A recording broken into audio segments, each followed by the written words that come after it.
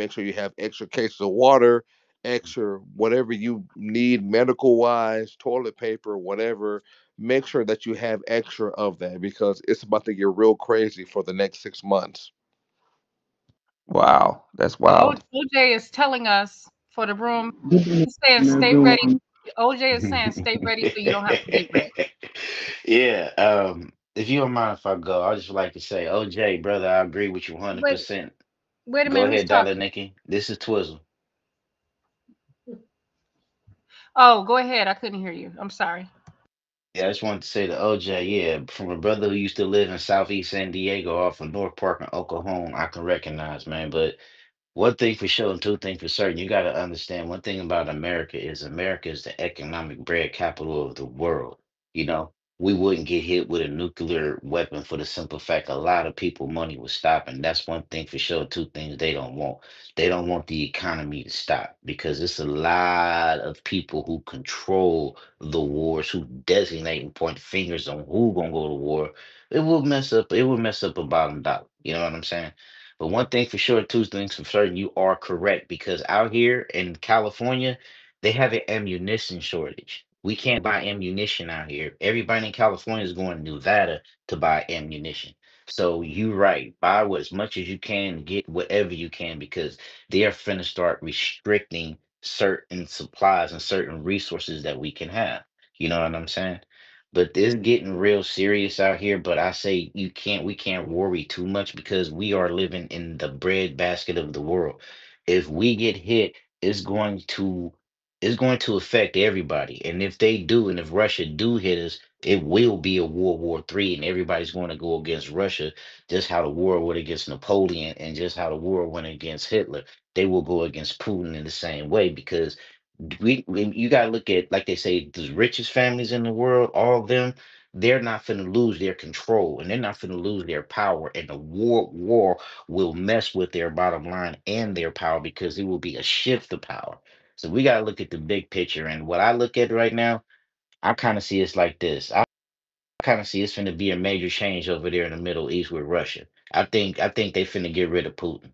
That's what I really think. I think the world finna get rid of Putin in a way that we probably won't know because there's too much money involved right now. And one thing, as my mentor always told me, one thing for sure, two things for certain, you can't stop progress. You can slow it down, but you can't stop progress. And the future is coming. Everybody, as they say, the future is up, and everybody is aiming towards up. You know what I'm saying? And if you ain't got your shit together, you're gonna be stuck down here. You know what I'm saying? I land my plane there. Oh yeah, good point. Who was up next? DJ. DJ Big Ass. What I thought. Go ahead, Yeah, DJ. yeah. What up? What up? So, man, ooh, shit. Look. To the title first and foremost, all skin folk, kinfolk. Hell no. Um, Second, do we need quality over quantity? Definitely quality. And I'm coming to the conclusion that the reason black folks, I'm talking about black American people, because I just heard it out of the not Swizzle, but the other guy that was talking. But he, when we constantly make everybody black. Today I just listened to the census talk about coding for ethnic groups and racial groups, and they said ethnicity and race is the same thing. They are literally trying to make everybody black. I mean everybody. They trying to make everybody black.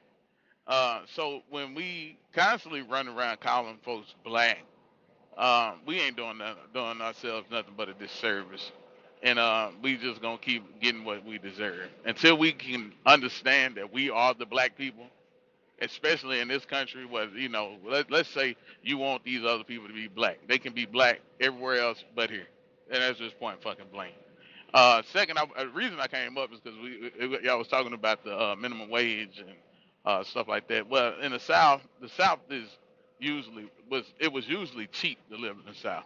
In all the southern states, rent I mean for apartment when $700, $800, that was a lot of money for an apartment. That was a nice apartment, and so yeah, that's but the wages Hey, never hey, keep not up. long ago, Big A. Not Yeah, long yeah, ago, it was nice. exactly. It What? wasn't that long Hold ago. on. Yeah, seven, What? 800 bucks. That was nice. You can live in the middle of the city for 700, Nigga, eight that's a hundred bucks. car note. That's a You know car what I note in mean? So, California.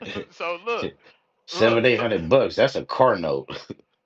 so what y'all gotta understand is, in the South too. The South is like damn near all red states.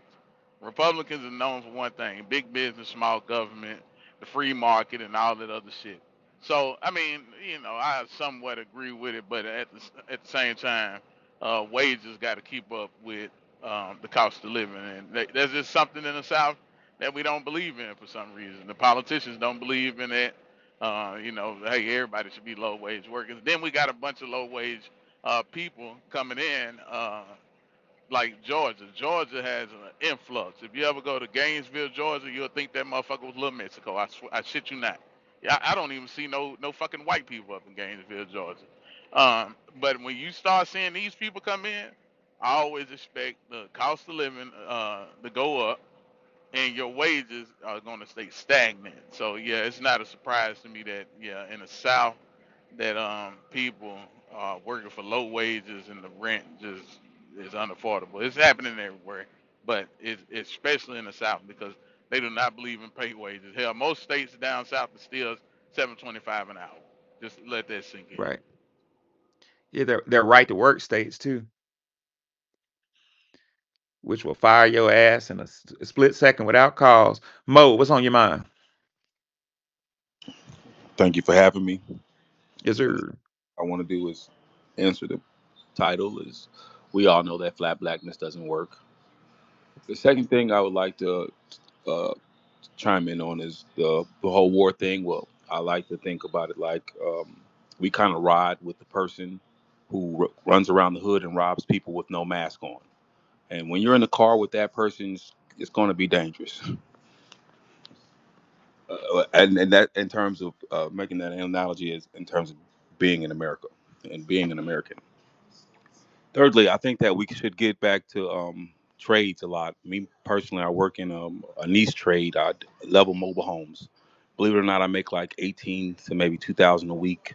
I'm in Texas, so it's pretty good. So I think that we should get back to trades a lot. I mean, I know a lot of people want to be philosophers or whatever, but we do well in trades. We do well. Hold on, my brother. You say you level mobile homes in Texas?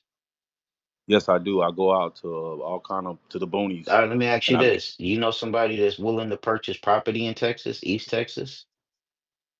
Because I say that I'm because not. my uncle has some land in Jasper, Texas. We've been trying to sell. You know what I'm saying? But hey, I don't want to throw the room up. I don't want Wani mad at me. Go ahead. Back channel, dear. Yeah, No, I'm in North Texas. I'm in Fort Worth. So, but yeah. I do go out. Mo said something really important. He said that I've been having all these epiphanies. He said we don't need philosophers. As an academic, I've come to a conclusion that we don't need fucking. I don't go to school. Don't go to school unless you're majoring in something like medicine,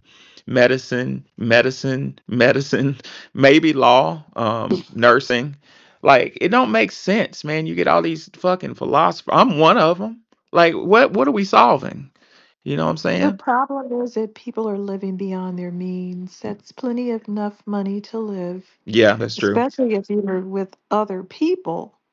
A lot of people are living better because they have extended family living with them. Hmm. So it depends on how many people are living with you, the standard of living you can have in some of these more expensive places. But yeah, that's plenty of money. People just live beyond their means. It's just normal.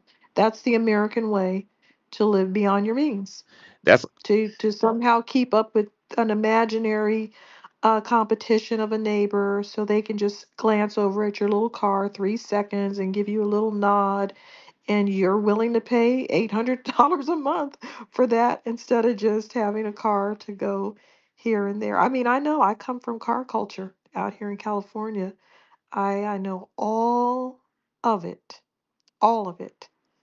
And if you're willing to fall for it past a certain time, then you just have to pay the price of You'll have to make $500,000 a year just to keep up with whoever you who's imaginarily around you forcing you to do it. I mean, it is in the mind that there's somebody that you're trying to keep up with at a certain point. That was a painful truth, ladies and gentlemen, but it was true. Yeah, all these gadgets and shit. That's she wanted was talking straight to me. It was like a that Roberta Flack song, "Killing Me Softly." No, I mean, this is in general because I teach minimalism. And I was raised by someone who was against marketing and didn't want commercials to be seen in the house and was like totally against it. He would be appalled at the commercials that we see with the programming, the subliminals. He had books on how they do subliminal programming on you when you're watching commercials, and they were told not to do that. They literally had lawsuits against people doing that, and they're still found a way to do it. So that marketing is strong. It bursts through every rule, every law. There's nothing to stop it. The only thing that can stop it is you. Just don't participate. Make sure you get rid of all the apps that allow you to see commercials. I block all commercials on everything. But people sit up and watch them like they're entertaining, and they are entertaining. They know to be entertaining, but don't watch them. Just don't do it. It's self-control. They'll have you out buying things you don't want, making you think that you don't measure up unless you have these things, and you're really just trying to keep up with something that doesn't even exist. Those people are in their house broke because they're trying to keep up with you, and you're in your house broke trying to keep up with them, and everybody can just go mind their own business and stop looking at each other. Yeah, yeah. There was a good documentary that disappeared off YouTube that talked about it. It talked about marketing and the marketing mecca of the world is Madison Avenue. Wall Street is a financial. Madison is marketing, and this documentary was crazy as fuck. I hate the day I didn't record it. Basically, the top marketing firms were in the same building on Madison Avenue, and the director of the documentary was examining the commercials. I mean, they had hidden sexual innuendo. This stuff is deep. Phalluses hidden in ice cream. Your unconscious mind picks up stuff that you're not aware that it picks up. And like Neely Fuller says, sex is very powerful. So if you engage that sex drive, you can hit a message. You got people's full attention, and you can program them with a subliminal message. But towards the end of this documentary, the guy got he lied about who he was, and he got an appointment with one of the top marketing managers. And when he went up there, like all of them were like Satanists. They were all into like Luciferianism. I was like, this is weird. But anyway, um, who is next? Let's see who this is. Ashish. I don't know if I'm saying that right. As it's either as is H or Ashish. Hashish. I make up my own names. As is H. As is. While we waiting on Mr. Ashish, Coon Killer, holler at us. All right, thanks for letting me in the space, guys. Just wanted to say, because you guys mentioned about the president being able to deploy the military into our country, we're gonna have to learn as a talk, because that's gonna be a talking point coming from the left. Oh yeah, Trump did this, Trump did. Yeah, we got to remind them, motherfuckers. Biden signed that shit. Biden signed it. All right, and just to reiterate on your title, are all skin folks kin folks? No, because we have people like Luke who are now pushing the narrative and saying that for us, tangibles is having a damn seat at the table and having some representation. That's not tangibles. So we don't care about that. See, they're not kinfolk because we're not aligned mentally on the same thing. You think progress is having a black face. And I'm sorry that I'm honing in on that point, but that's just something that Luke was talking about that kind of pissed me off. Progress isn't having a damn coon. doing the bidding for white people. I don't give a damn if it was all white in that damn White House. As long as we got some justice, some tangibles going on, that's all that matters. Representation doesn't matter. I'll land. Thank you guys. Oh yeah, great point. Great point. Good to see you, Coon Killer. I remember you from back in the days. Yes, yes, Nikki the God and Wani, miss you guys. You guys are the best. Yeah, I appreciate your contribution. Um, let's bring Brother Mikhail up here. That's what I was saying. I was saying they keep saying, "Where are the black people?" Trump didn't appoint any black people. I don't care. I want him to appoint people that will drop kick people out of the country. I don't care what they look like. And if Well, black Americans don't have the heart or the ability or the clout or whatever their problem is, they're just a bunch of clowns, basically. I haven't seen one yet. We have to do homegrown politicians to know who is doing what. That's what we're going to have to do because these people just popping up out of nowhere with brown skin talking about vote for me and getting votes is getting ridiculous. How are we going to keep doing that? Would you rather vote for somebody brown and then have a bunch of potholes all over your town, or vote for a white man that can go to the table and say, hey, fill these potholes and make deals to get your town straightened out? That's really the question. Picking the right person and not doing what they do, which is pick people by race. That's not getting us anywhere. right, right. Coon Killer brought up the ability to deploy the military on U.S. citizens. FYI, that's in the jumbotron. It's called Posse Comitatus, and it's very interesting. During the Obama administration, Obama overruled Posse Comitatus to go after a air quote terrorist who had dual citizenship, American and whatever country he's in. But yeah, so that's really very real. Should the president sign an order to have to use military against American citizens, to my pro se understanding, that is that can happen. All right, who was next? There probably will be a United States citizen caught up in this when they sweep and they're all hugged up in some house with a bunch of illegals. They're going to get caught up. They're going to have to show their paperwork. So that's just going to happen. They're going to sweep. They're going to find people, and that's just the way it is. Stand back. Yeah, collateral damage, as it were. All right, let's see. Was Mikhail trying to get on stage? Yeah, his thing dropped. I'm gonna Oh, send him an invite again.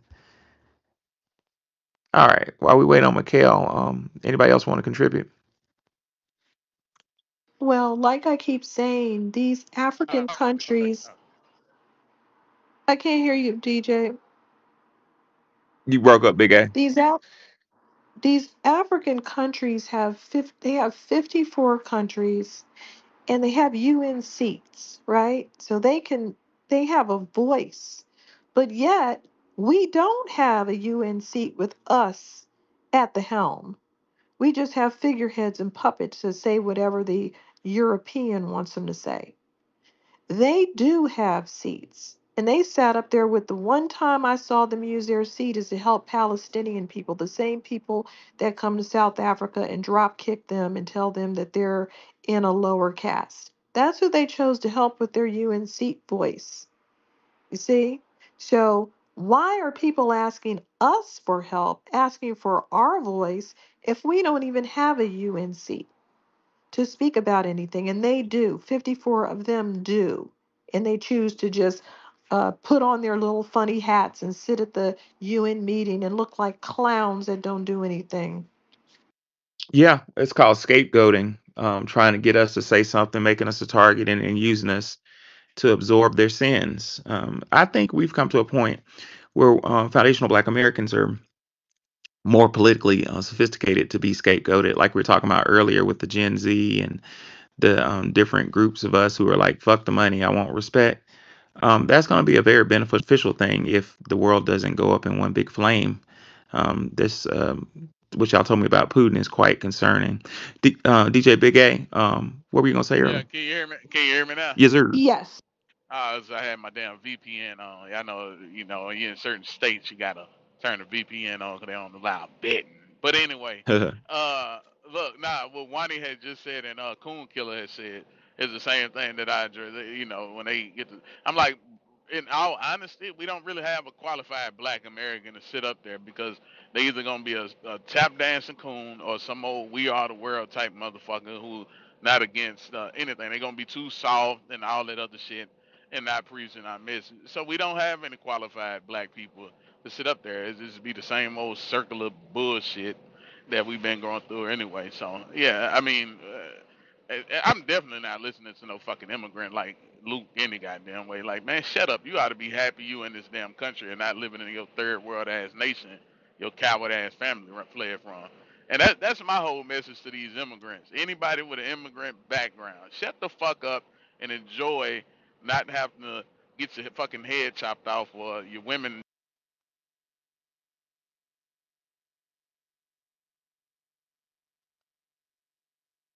Oh, Big A kind of.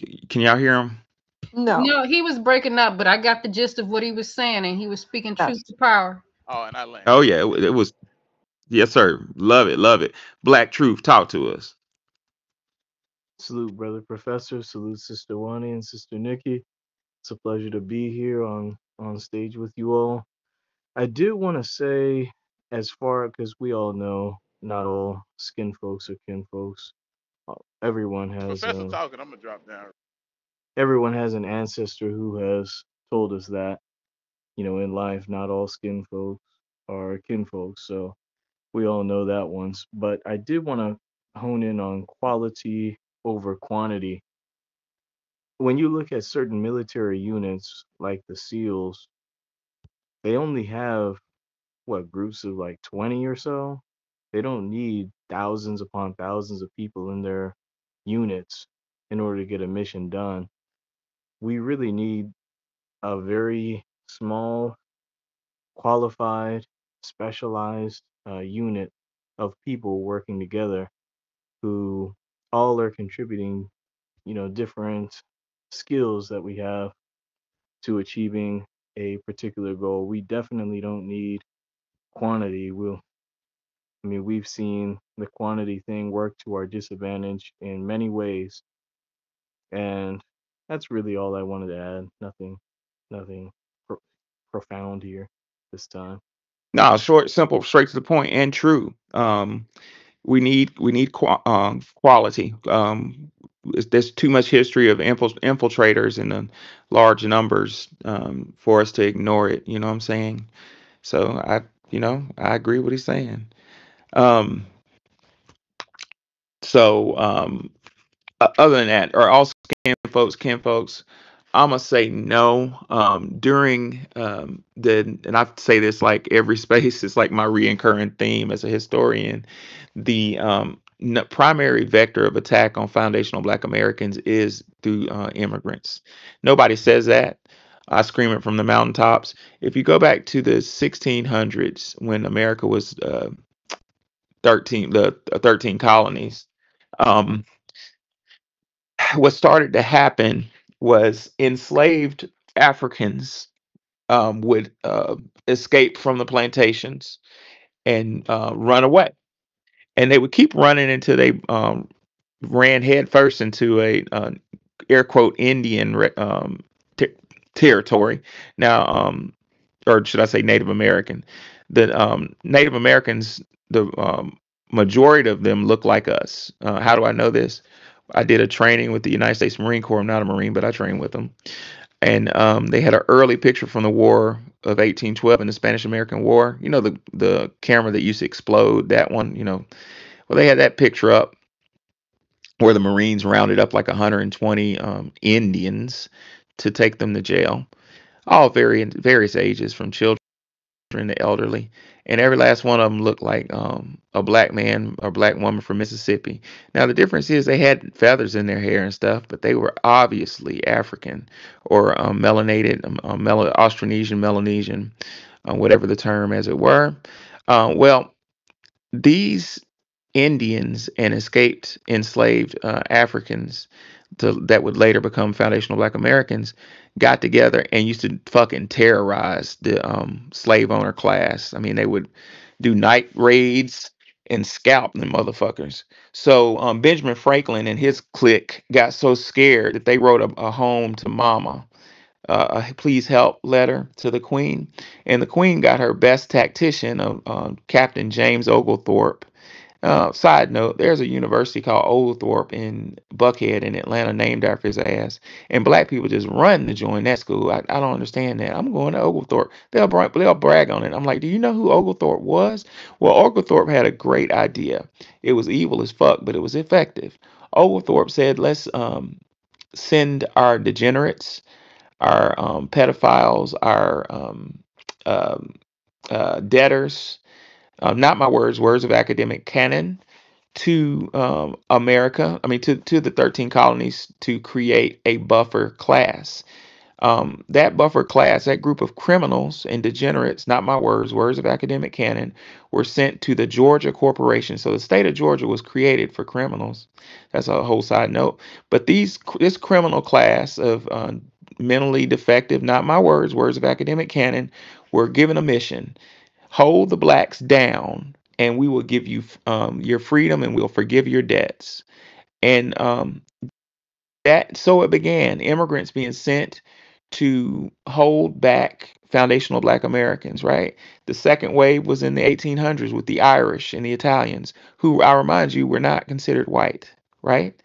And about the third wave in the 60s and 70s were from the diaspora, and they caught us off guard because we thought all skin folks was kin folks, and they weren't. They came in and they absorbed all these opportunities to go to medical school, to go to become business execs, and from those mountaintops, they didn't reciprocate the favor we gave to them, and quite the contrary, they held us down. And we're just recognizing that fact. So at this point, we're looking for quality, not quantity. On that, I land.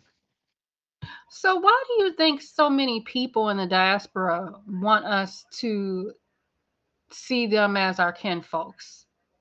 It's a finesse. It's a Yes, finesse. just to con us. Just to con us, temporarily con us. Just um, like today on Twitter, this guy said Arabs are white. And I said, well, I'm an anthropologist. So I said, no, they're not. They're not white. They tried to be socially white and they failed.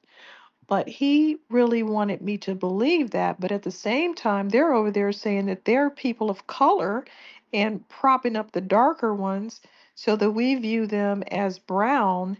And they can say they're people of color being attacked by the other white people who are the Israelis. Now, the Israelis and the Jewish people, didn't they have a recent bill where they said you're not allowed to say that they control banking and they control the media and that they're white? So they said that they're not white, which they're not either, but they are more white because they went through Europe more than other Arabs, but they are from the same family branch, whether they like it or not. They're just very hostile relatives. Um, both of these people jump in and out of being people of color at will. I mean, what we have white men jumping out of being minorities if they just put on a dress, and white women can be minorities just because they're women, and women are marginalized in their head. Okay, so all of these people are people of color or marginalized groups. And we just have to, accept this BS. No, that's why we're doing what we're doing. And we're just making these people stand out on their own. Yeah, to quote Dr. Claude Anderson in his essay "Black on Black Enslavement," he says, Dr. Anderson says, "quote The practice of black on black enslavement made them Africans is what he's talking about vulnerable to the united ethnocentric groups who were seeking wealth and power at any cost. Weakened from within, West Africa had little basis for developing a broad community capable of uniting against a common enemy. This tribalism provided the wedge that the Arab traders eventually used to divide and conquer nearly every tribe in West and Central Africa. So, yeah, it was greed. It was, tribalism, and it. in the end, it turned around to bite them in the butt. So, to answer your question, Nikki, the whole ideology of, hey, brother, some of it's sincere, but from my experience, most of it is it's a finesse. It's let me get close to you to absorb some resources. I went to the AU a couple weeks ago to handle some business. That's Atlanta University. I think I was at Clark, and I was talking to a FBA security guard, um, and Haitian security guard got up in our conversation, and he just wanted to know what we were talking about. You know what I'm saying? It's collecting intel type thing. FBA world, what's on your mind? Good evening. Thank you for allowing me to speak. But more to the point, are all skin folk kinsfolk? No. And just to the point, the main reason why all skin folk is not kinsfolk is that as we progress here in America, like through time, we have started, in some way, we have started to be a little bit more sophisticated, or adding more criteria to a litmus test, as far as foundational, some of Black Americans, like somebody like somebody who rock with us and who don't, just because I mean you we have the same melanin, and you have the same, you know, African features.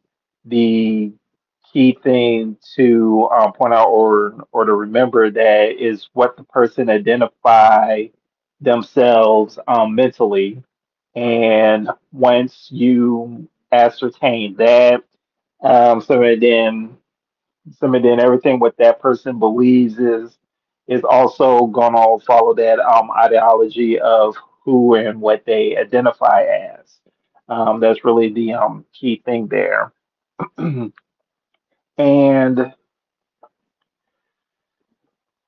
and as far as the with this whole thing with the migrant crisis, everybody, all the illegals are shaking in their boots right now. I've been reading stories that some of the Haitians are already in Ohio. They're already fleeing to Canada. And as we get closer to the inauguration, I'm suspecting that we're going to see Canada is going to get flooded with a huge with a huge influx with up there in Canada. If Why some aren't they if just gonna let them come in like that?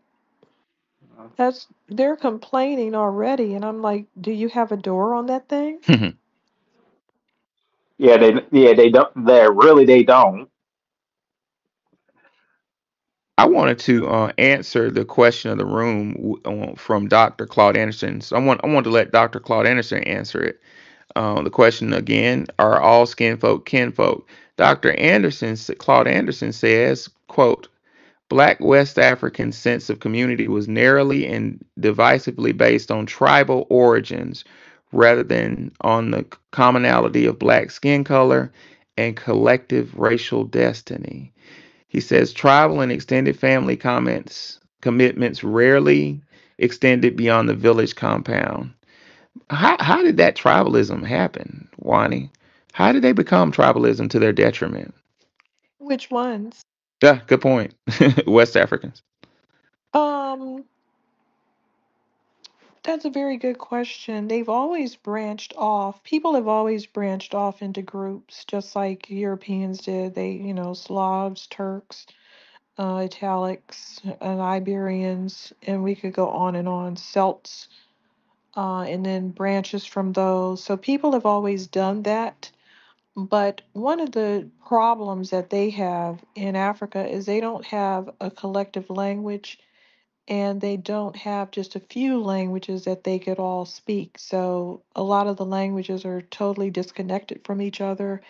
They had better progress on in East Africa because they had Swahili and Arabic, and again, those are larger languages that cover more people, where some of the other areas they don't. And as long as they're doing that, that's one of the things that's a detriment. Even if they had to speak European languages, it would be better because they could communicate. With the lack of communication and they brag about having all these different cultures and different things. Well, that's what's hurting them. They're so different from each other in their minds, and when we look at them, we look like you guys all look the same. But when they look at each other, they look like I'll kill that person because a Belgian soldier told me to. I'll put on a little Belgian outfit and call myself Force Publique, and I'll butcher, from 10 to 30 million people because it's another tribe. We're looking at them and we're looking like, but you all look the same. And you certainly have to see that you don't look white like the white handful of Belgian soldiers that are telling you to do this, but to them, those differences are enough to kill each other without really any regard. They just don't have that same value for life. That's very interesting. I've wondered, was that ideology implanted by a third No, party? So they have that ideology. weird. That's very interesting. Black Truth. Oh, I'm sorry. FBA Ward, did you land your plane? I'm not sure if Um, you landed your plane. no, not yet. I also know not quite, but I just wanted to piggyback what Wani had just said. That a lot of the Africans from the diaspora, besides the tribalism, when colonization something happened to them. So a lot of them, unfortunately, they have that mindset, or they identify with their colonizer, or they view themselves as either a dark-skinned French, or Dutch, British, etc. So, so that's and also part of the litmus test as far as and boiling down as far as who do the person identify as so who the person identify as. If they see themselves as a some dark skinned French, then therefore they're already conceited or mentally they view themselves as as an Anglo Frenchman in dark skin, and vice versa, with any other um, cultural group that they choose to identify as. And I'll land there. Very interesting. Come on with it, Black Truth. Yes, indeed. I do want to say that we do have to be careful about just going off of what people identify themselves as, because sometimes, and this is not, to go directly against what Brother FBA World just said. He makes some great points, but we do have to remember some of these groups, some of these people will jump in and out of their classifications like it's nothing. I mean, they act like they have multiple personality disorders. One minute they're Latino, then you turn the corner and they're Arabic, and the next time you see them, they're saying they're black. Then you look on their paperwork and it says Caucasian. So we do have to be careful, because sometimes when they're talking to us, they'll say one thing, and then in their personal life and on their paperwork, it'll say something very, very different. But anyway, I also wanted to add that to answer Sister Nikki's question, she was saying, why do these Africans and other groups still try to pretty much get us on board with them and say that we need them and we need the numbers? I mean, that is so offensive, and it's so impractical when you look at almost everything that we've achieved as a lineage. We didn't have them in our mix. The civil rights, whether you agree with them or not, we didn't get those by, integrating with Africans and, marching with Pan Africanists and all this kind of stuff. We didn't need them at all. They needed us. And so it's one of those reverse psychology things where you need us, niggas. You need the quantity. They try to convince us that they're like so important and so necessary, and it's like we've never needed you for any of the any of the achievements that we've gotten. And in fact, it actually hurts us a lot of times, like we've seen with the tethers. The moment they get involved, all of a sudden bills start to fall apart. The all of a sudden the energy's redirected to Palestine or some other group, something that we're feminism, stuff that we're not even hello, Shirley Chisholm. I'm looking at you, although I Right. don't want to look at you. But yeah, so it's definitely a it's definitely not a matter of getting more groups involved in. Malcolm X also shared back in the day how he didn't like how white people were getting involved in our marches. He was talking about us mixing together with them like cream with coffee. And I would argue that mixing these tethers in is almost like mixing our coffee with cheetah pea. And with that, I'll land. Oh yeah. Well, we're gonna look at shift gears a little bit and let's look at some rationale. I wanted to hit y'all with a little scholarship to show rationale, what Dr. Claude Anderson calls rationale for black on black enslavement. So, are all skin folk kinfolk? No, we let me put it in my own words. We must never forget that there's a long history with respect to West Africa, and I have nothing against West Africa. I think it's the most beautiful place I've ever seen. But there's a long history of West Africans using other Africans as a tool or venue to impress white people.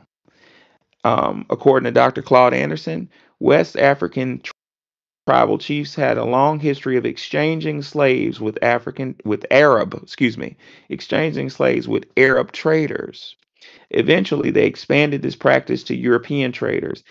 And they ended. Let me stop right there. That ended up dooming them, um, because they didn't understand that the Arabs and the Europeans were thinking, "How could you sell one of your own to me?" And in essence, that kind of lowered their value.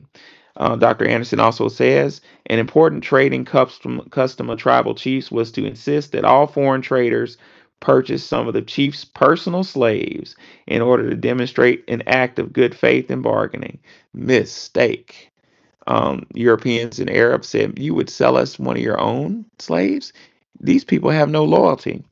Lastly, Dr. Anderson says other historians such as Norman Coombe, August Meyer, and Elliot Rudgwick posit that their tribal chiefs could have included this slave purchasing ritual in their trading practices for the purposes of impressing Arab and more traders with their toughness as well as their absolute control over subjects and resources.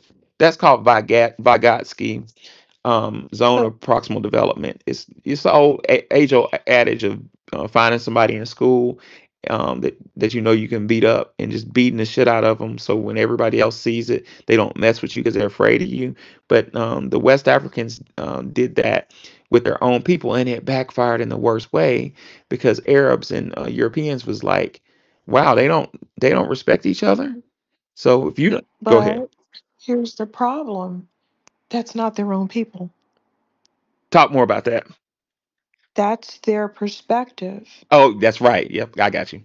It's not their own people. That's the advantage that the European has and the Arab has. Remember, they were both very invasive and they Hellenized everybody around them, Romanized everybody around them, and that created more of a sameness among people that were much different.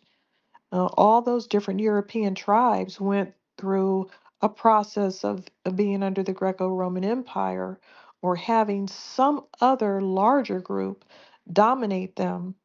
And so by the time they got to speak to these Africans, they were more of a collective group, and the Africans never were.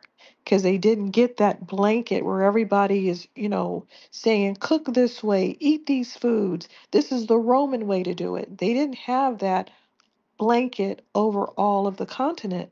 So their attitude is like, I live over here, I'm totally different.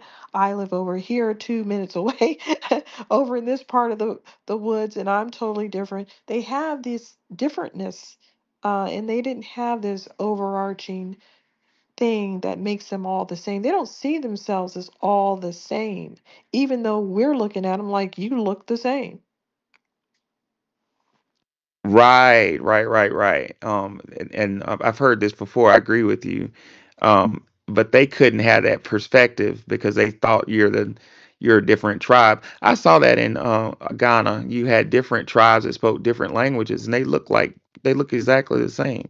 So that's very interesting how culture in West Africa is identified through things through isms that are non-visual, like the way you say, the way you pronounce your words. So in a way, Wani, that's kind of interesting. That makes me think that maybe the Europeans are lacking sensitivity to not notice those subtle differences. Remember what Dr. Welsing says.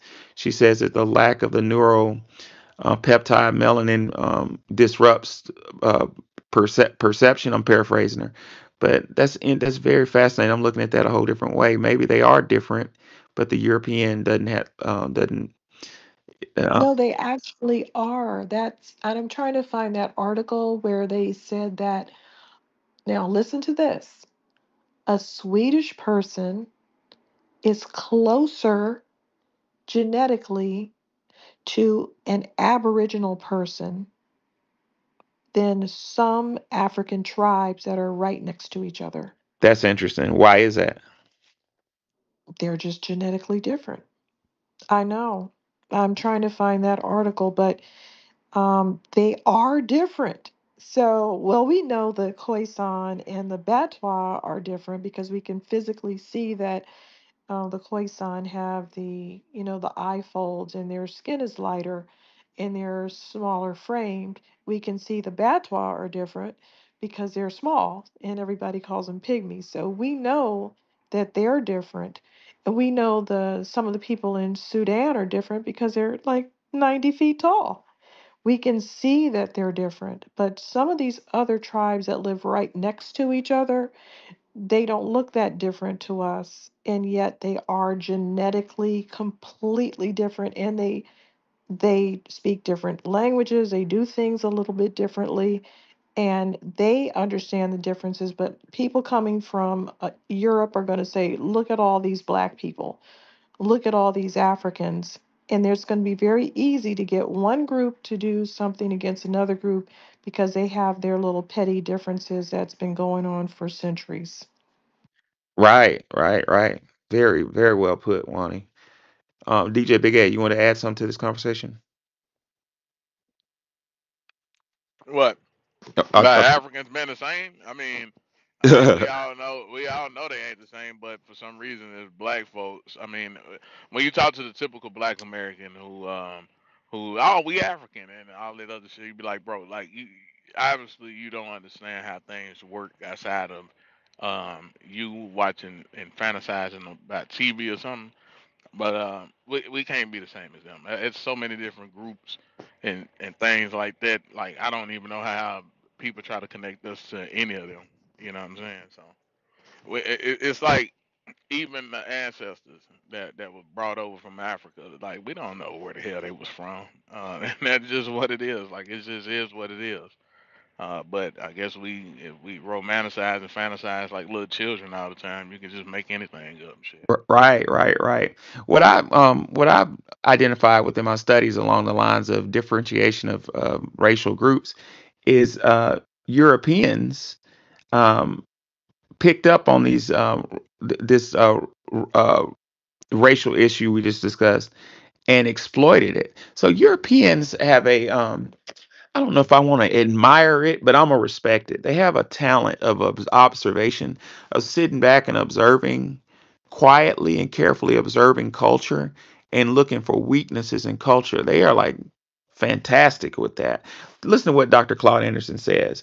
Dr. Anderson says by the 17th century, European nations had formed a competitive sense of racial togetherness within the European family. Why did they do that?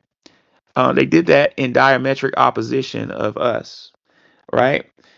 In addition, they shared a common desire to possess more, if not all, of Africa's wealth. As a result, Europeans established trading routes and outposts along the coast of West and South Africa. Foreign traders boldly ventured into the interior to search for natural resources, blah, blah, blah. Okay, so that goes to the topic. We need to do that. Foundational Black Americans need to form a competitive sense of racial togetherness. We need to come together. And I'm not saying that we need to exploit anybody. Actually, I'm not saying that at all. I'm not into exploitation. I think it's unethical. But we could take a lesson from that of coming together and battening down the hatches. And how about we control our own money? The old folk used to mark money to make sure it stayed in the community longer. Why don't we get back to that type of those types of tactics? Um, Do we even have money anymore? yeah, well, I was about to say crypto is it's We about have to just to we have to tag our debit cards. uh, yeah, yeah, No, but one thing, when they first wanted to go into the Congo and steal the resources, I was told this by a Congolese historian, if you will. He said the first group that they used was Nigerians. They brought Nigerians over to the Congo as soldiers, as those Belgian soldiers in Force Publique, and had them beating on the Congolese people, forcing them to, um, extract the resources they wanted and chop off their hands if they didn't do it right. wow, And then they replenished them with people from Sierra Leone, and then they began to use local tribes, meaning the Congolese people themselves. So that's, I think they started with people that were, not from their same area, but then they ended up with people from the same area and they were willing to do this. yeah, that's true. And one of the main reasons, and let me put it in perspective when we're talking about um, our cousins from Africa. One of the main reason of the lack of kinfolkism, um, as Dr. Claude Anderson put it, was self-destructive attitudes within. I can say Africa and the diaspora in general. There are self-destructive attitudes. I don't know what happened to the attitude, but Dr. Anderson says, quote, the self destructive attitudes of the tribal chiefs have yet to be fully understood.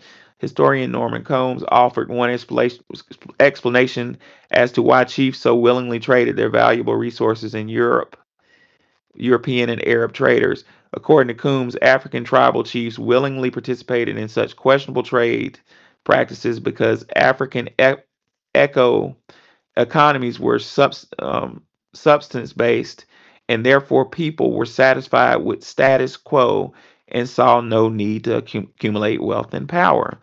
True or not, white traders took this advantage of the tribal chiefs' generosities. This self destructive tribalism and self enslavement and lack of concern for wealth was interpreted by Europeans as a sign of inferiority. They believed these uncivilized, childlike, somebody earlier in the space said childlike, it was DJ Big A, and you were right, childlike heathens neither appreciated nor deserved their God given wealth. And that's what it is. No matter where we go, um, in the world, we have a wealth of talent. In some cases, like in Africa, a wealth of resources, and the Europeans observed that the in the case of the Africans, they didn't even really care or act like they really respected the wealth that they're standing on. To some extent, you can say that's going on right now. You know what I'm saying? You got gold resources and you know chocolate, cocoa. It's so many money making things in Africa. My question is, why don't they control it? Why would you let somebody come from outside of your land and then put your children to work on your land to to not get your own But stuff? okay, so these tech companies want cobalt, right?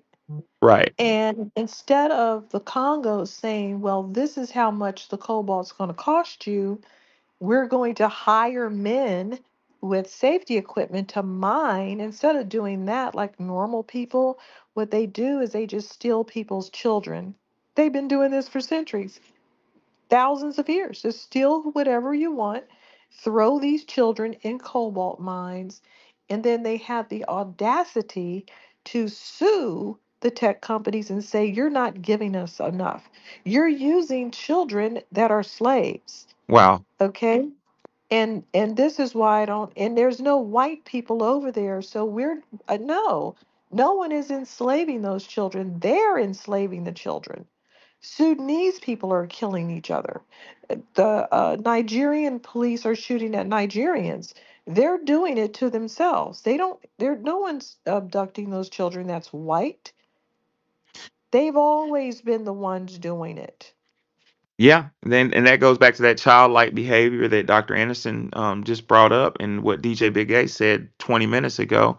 Um, that childlike attitude of not recognizing issues. Like, we got our own shit. Let's figure out how to mine our own shit, and let's focus on trying to make people like us.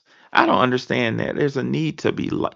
Used to be a need to be like. I see it changing with foundational Black Americans. We're like starting to say, "Hey, F you, pay me." But this need to be liked is so dangerous. Anderson says by the later part of the 15th century, West Africa's great trading markets had been closed down by Arab invaders. Like Wani said, more invaders, and its great university centers were under the control of Arab scholars, just taking shit over. The interference of Arabs and Europeans into the government, education, and religious affairs of West Africa caused the economic conditions of Africa and Europe to reverse. Africa grew poorer while Europe grew richer and more powerful. I'm sorry, I have to say there's a similarity between that paradigm and foundational Black Americans.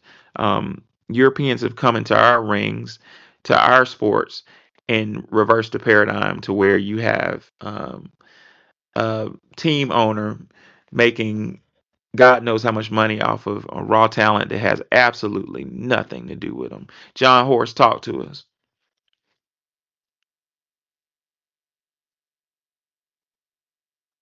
Can you hear me, John Horst? Going once, going twice. DJ Big A, go ahead. Hey, it's so funny you said something about the team owners making X amount of money. Um, but have you seen this video circulating of the white dude who did the research on who owned the UFC, and he just got to going through the history of all these and how they all tied into each other.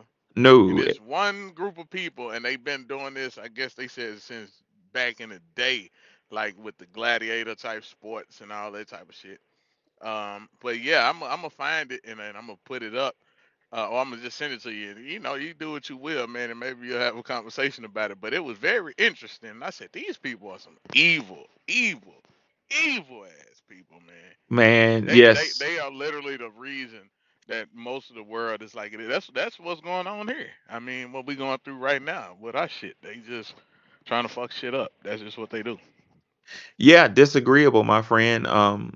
But I didn't know this, Big A. Did I hear you say that the same ancient group of people who own the gladiators still own the major teams to this day? Well, they the ones. You know who I'm talking about. I ain't gonna say them out of respect for you, but you know Oh, what group of people I'm talking about who own all the sports and shit. Because people think Dana White owns the UFC, but nope, it's actually some of those Rahm Emanuel people. It's like got you. literally family with Rahm Emanuel. Oh, yeah. Oh, yeah. Yeah, that's true. Oh, A lot of history on that issue. John Horst, holler at us. And my bad, John. I didn't speaker wasn't depressed. I thought I hit speaker, but it didn't work.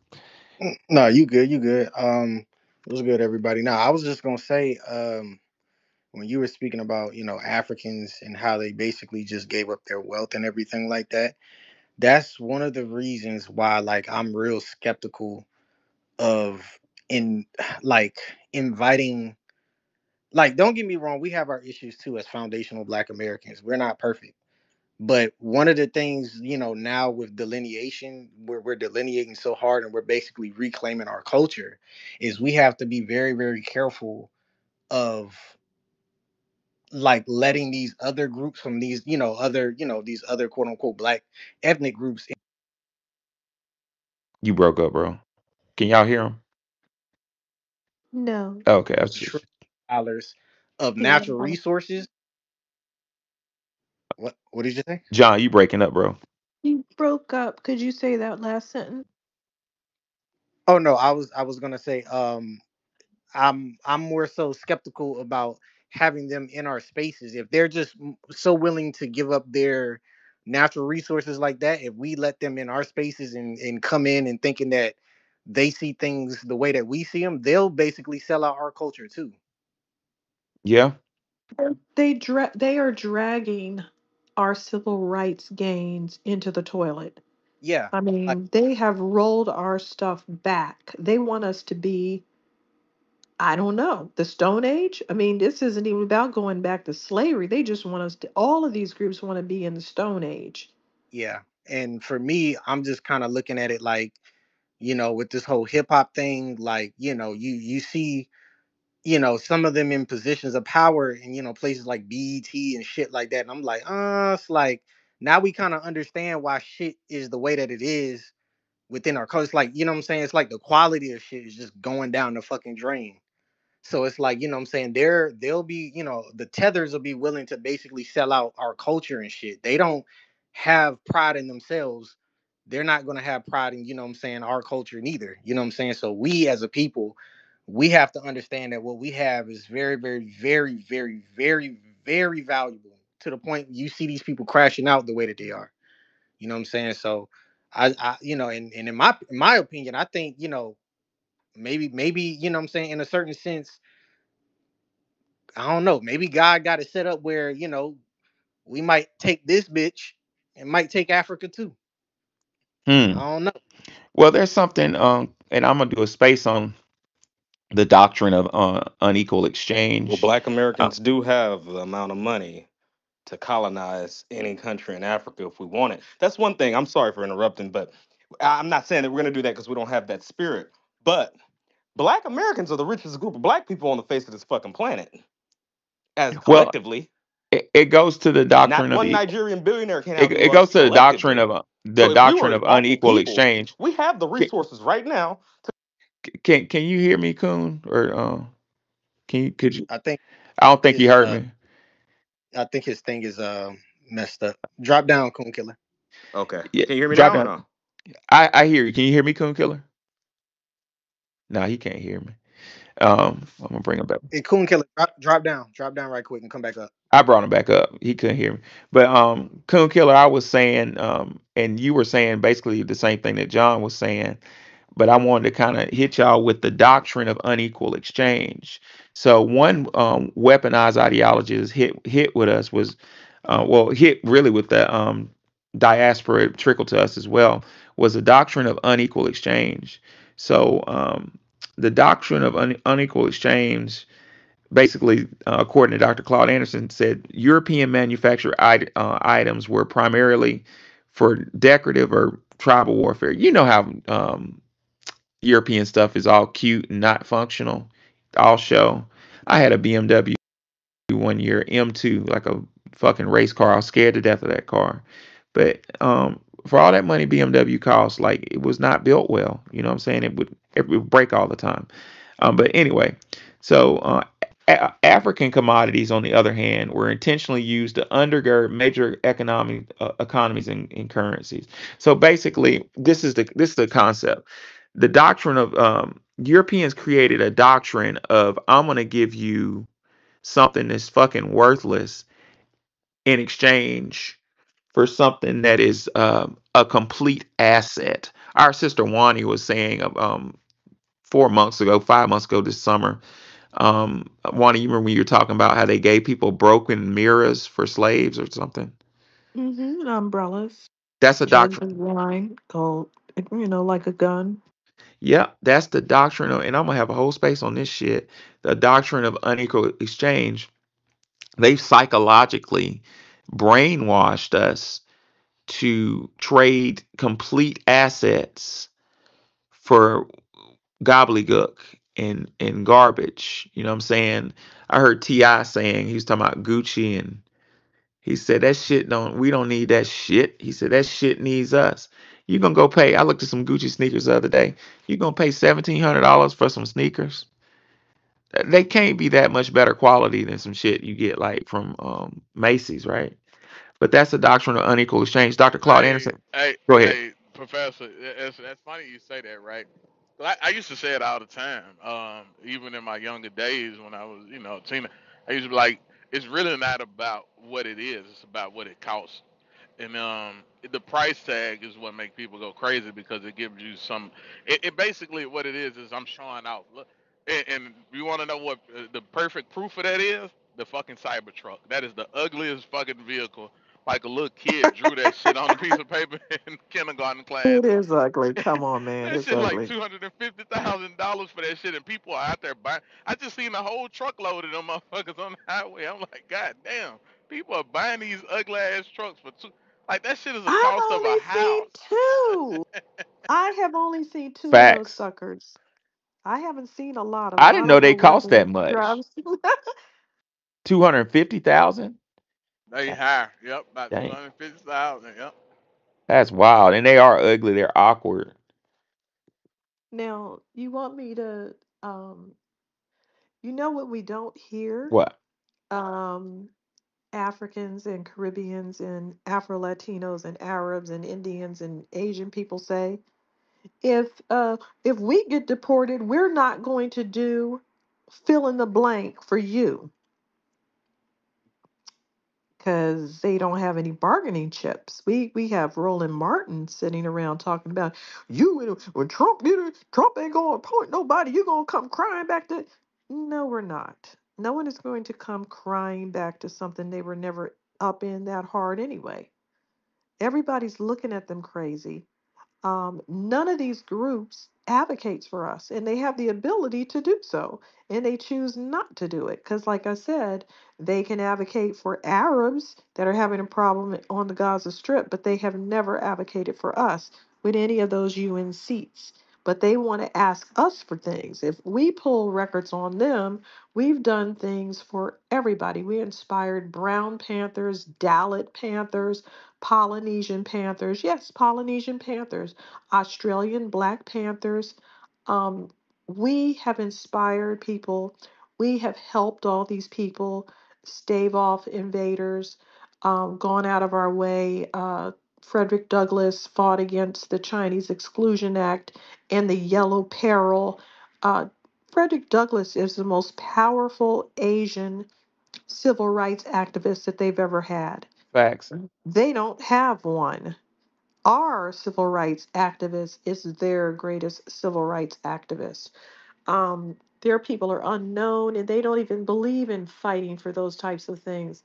We fight for them even when we're asleep. We don't even know it. But uh, like the Congressional Black Caucuses, has all kinds of petitions and hearings and discussions and studies on female genital mutilation. Nothing to do with us. Wow. Forced child marriage, nothing to do with us. Honor killings, nothing to do with us. Boko Haram, nothing to do with us. And they've addressed these things. Starvation, genocide, and primitive portrayals of Africans. All of those things are energy taken away from us. We didn't set up these political arms in the government to help Africans. But we have done that, and these things are. If we did an audit on these on NAACP and Congressional Black Caucus, we'd find that 90% of their activities are geared over to everybody but us. And I noticed this years ago when a Sikh person was beaten by some white men, and he was in the hospital with all kind of black eyes, and the NAACP was basically molesting him. We're going to help you. We're going to do this. And he was like, get away from me, you Negroes. He did not want the NAACP to help him. He did not want it. And he didn't want it because he's part of a caste system that hates people that are black. So, and they were low self-esteem imbeciles that were forcing themselves on that man. I don't even know what happened with that. But we could pull receipts and say, hey, if it wasn't for us walking around with free Mandela t-shirts and boycotting in the streets and telling the Congressional Black Caucus to petition against apartheid, even though the United States wanted it to be installed, if we didn't do those things, apartheid would still be going on. We made these people and they have not done anything for us. Especially South Africa should have we should have been the first group of people that they advocated for with their little UN seat. They have done nothing for us, and that's why when we drop kick these people out of the country, not one of them can turn around and say, we Hispanics are not going to do this for you. None of them have done anything, and if they've ever stood beside us and marched and protested in the Hello? streets, it was only Yeah, because Juan is talking. they were getting their Oh, I asses can't hear handed one. to them by the police. Drop They're down. I'll getting bring back. they're getting beat Okay. up by the police harder than we are. And we are just accepting that. We're accepting them as part of our group. And the only time we notice that they're not is when they sit up there and tongue kiss the cop that shot the person's brother. Then we say, wait a minute, where's his family from? Because that's not our actions. Right, right, right. The whole time y'all were talking, you and Big A, Wani were talking. Um, Big A said something about showing off, and I saw it a minute ago when I was reading. But that's the problem right there. It's the need to show off, and I'm guilty of it. But that's the main issue. And mix in a little religion, and you got yourself a recipe for disaster.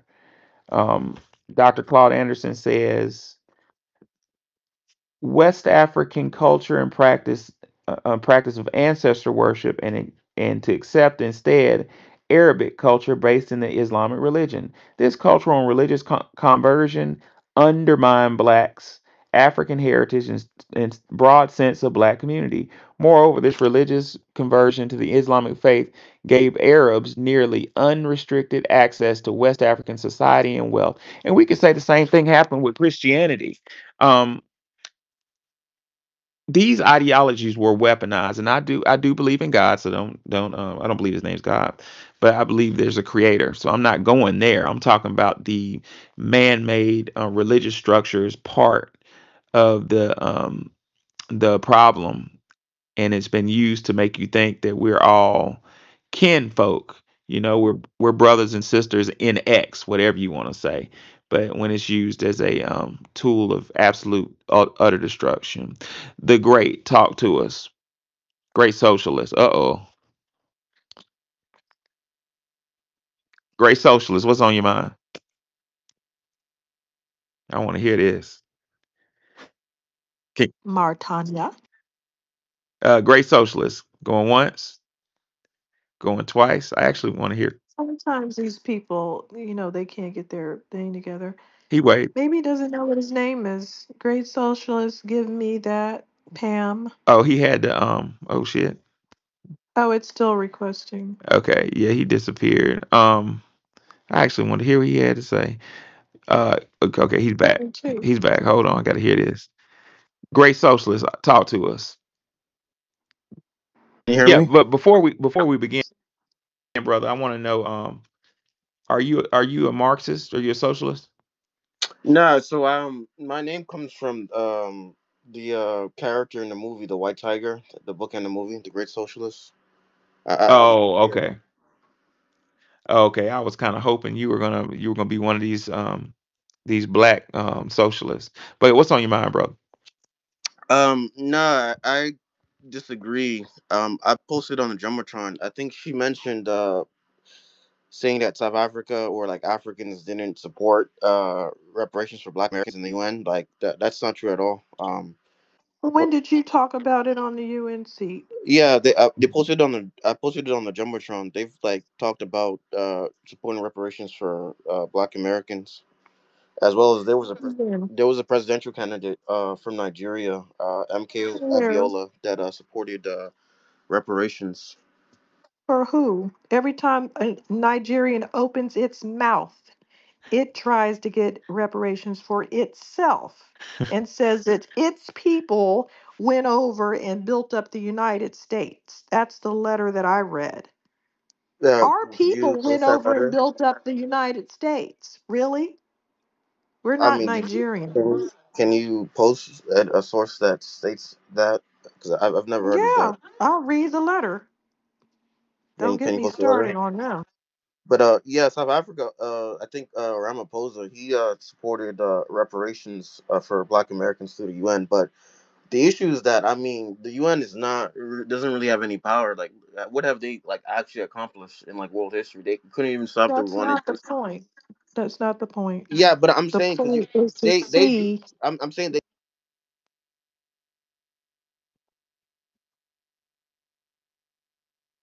What were you saying?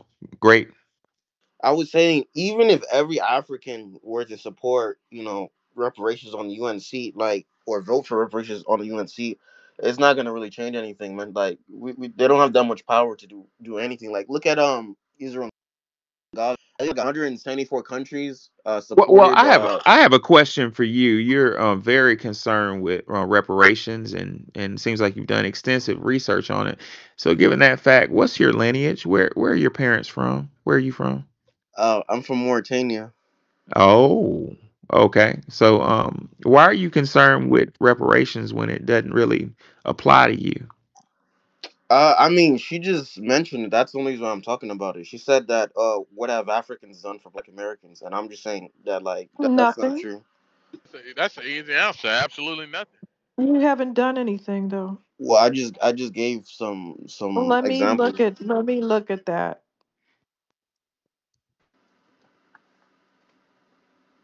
and I don't know that I don't believe, like, that's kind of funny that she said that apartheid would still be ongoing if it was for Black Americans. Like, I don't know. I don't think that's true at all. Excuse I me, think this it. I think says it's true. reparations. This says reparations for people of African descent. Yeah, are Black Americans That's descendant your of greedy Africans? ass. No, that's your greedy asses. That's That's your people greedy of all African asses. descent. You have never, no, no, no. Everybody of African descent does not deserve reparations. Facts. Because if that was the So case, what are you talking Why about? Yeah, why because because white why people don't will people? get You reparations. are liars. How yeah, am I a Like, liar? I knew you were a liar. How am I a It liar? What? says nothing about Black Americans. It says everything about you trying to lick off of The our Black pain. diaspora The were descended of. diaspora doesn't deserve So reparations. There's They no have. black Brazilians, so diaspora, Brazilians, fool. so There's no Brazilians, black Colombians, they don't diaspora. deserve Well, reparations. let Brazil. Brazil has a UN seat to talk from Well, you have their a seat UNC. Are you about guys it. not American? No, we don't. You No, guys are we don't. Americans, aren't you guys? You No, we guys say it. You don't. guys are No, we Americans. don't. You No, do. we don't. We're a minority But in you're this country, Americans. and you're a You are an majority. You're a American. You are an majority in American. your That's what you country. guys brag about. You guys wave I the don't American care. flag. You are a majority in Man, your you wave country, the and you would American never flag use saying your you're seat American. because you're using it for Arabs. That's what you're about. Yeah, and I will You say, guys wave the American flag. Now you're you complaining about lack of. you're very disingenuous because you came in here um portraying your ideals towards reparations as if they were for foundational Black Americans, and in the verbiage, in the small writing, it said something different. This is, ladies and gentlemen, this is a teachable moment. This is dangerous. This rhetoric is what I saw at university, with respect to medical school admissions and engineering school admissions. I saw that come together. I love you, brother, but in the small writing, we get fucked over. So we need to be careful with these people coming around us, because I don't use the word tether a lot, but that was tethering 101. Next speaker, Black Truth, what's on your mind? Black Truth. I'm sorry, I said Black Speaker. Black Truth, can you hear me, bro? Oh Lord, can y'all hear me? Hello? Okay. Okay, go ahead.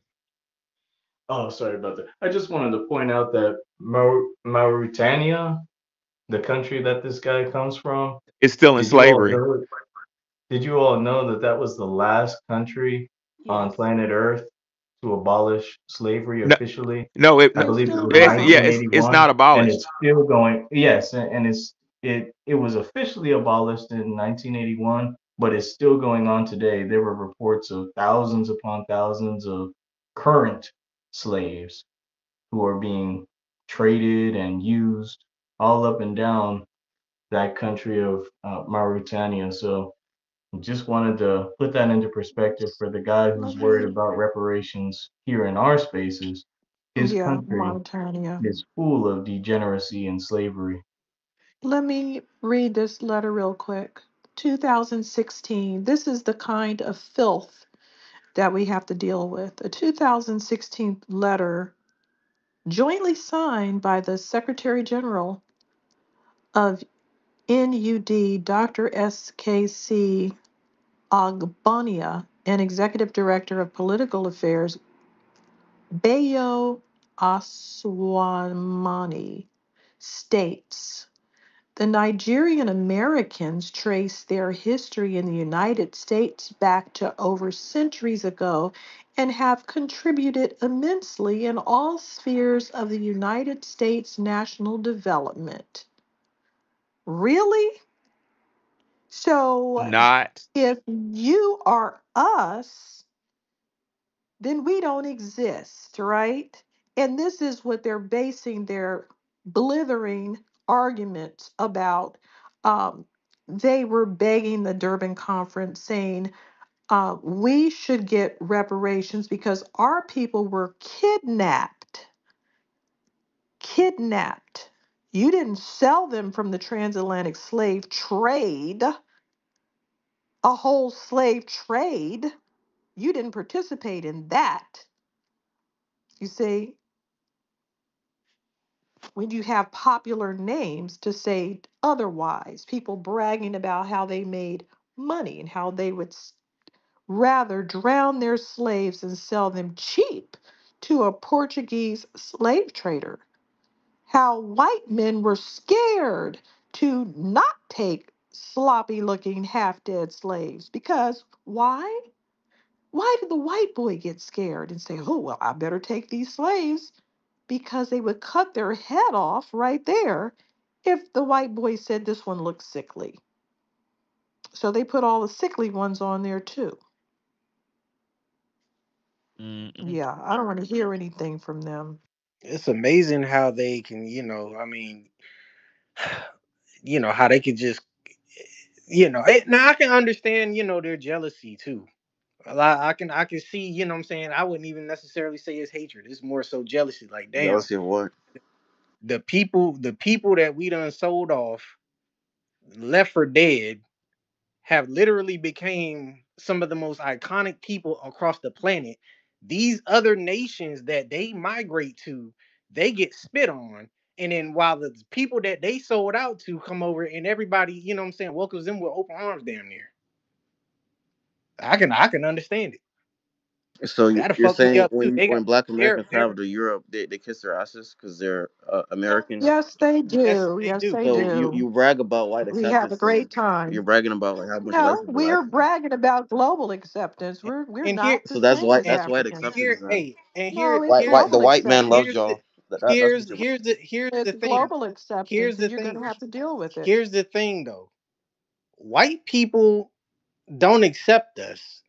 We don't care to be accepted. You just bragged But about the how different Europeans love but Black but the Americans. That's the difference white man. no, but the difference between me and you, they respect us. So you care about them respecting you then.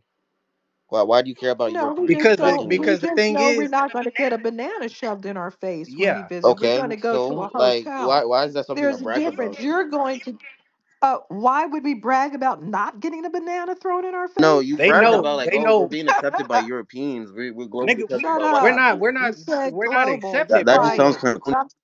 man. We're Stop opening your we're mouth. respected, bro. They understand. Yeah, the white man They respects you. yeah, they put a banana in our face. We put a banana in their ass.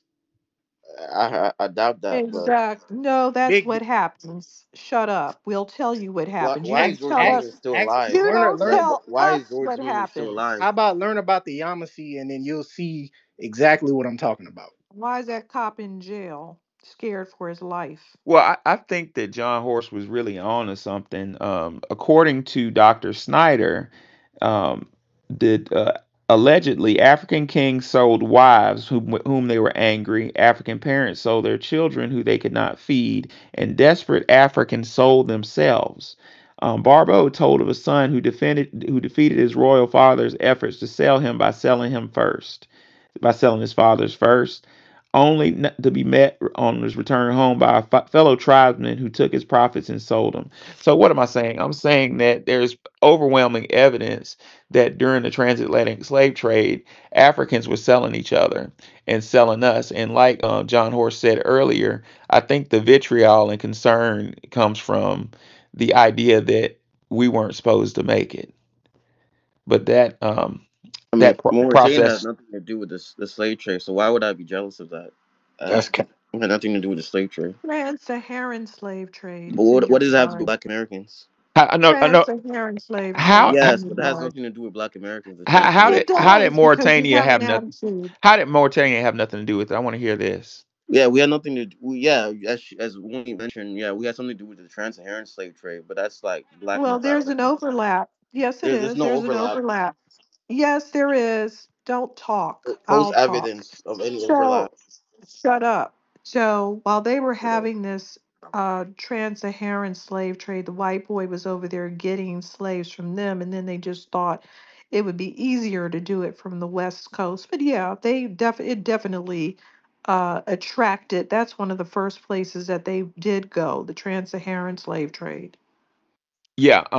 So according to Dr. Chancellor Williams, I'm paraphrasing. I don't have his destruction of black civilization in front of my face, but he proved that the groups of Africans that were preferred by the Portuguese migrated from east to west. So you don't know who was taken from Mauritania. Matter of fact, I would argue that you probably don't know. With all due respect, you don't know what your lineage is, because Like, what do you mean? I don't know my I lineage, said I man. said I would argue. What's your lineage?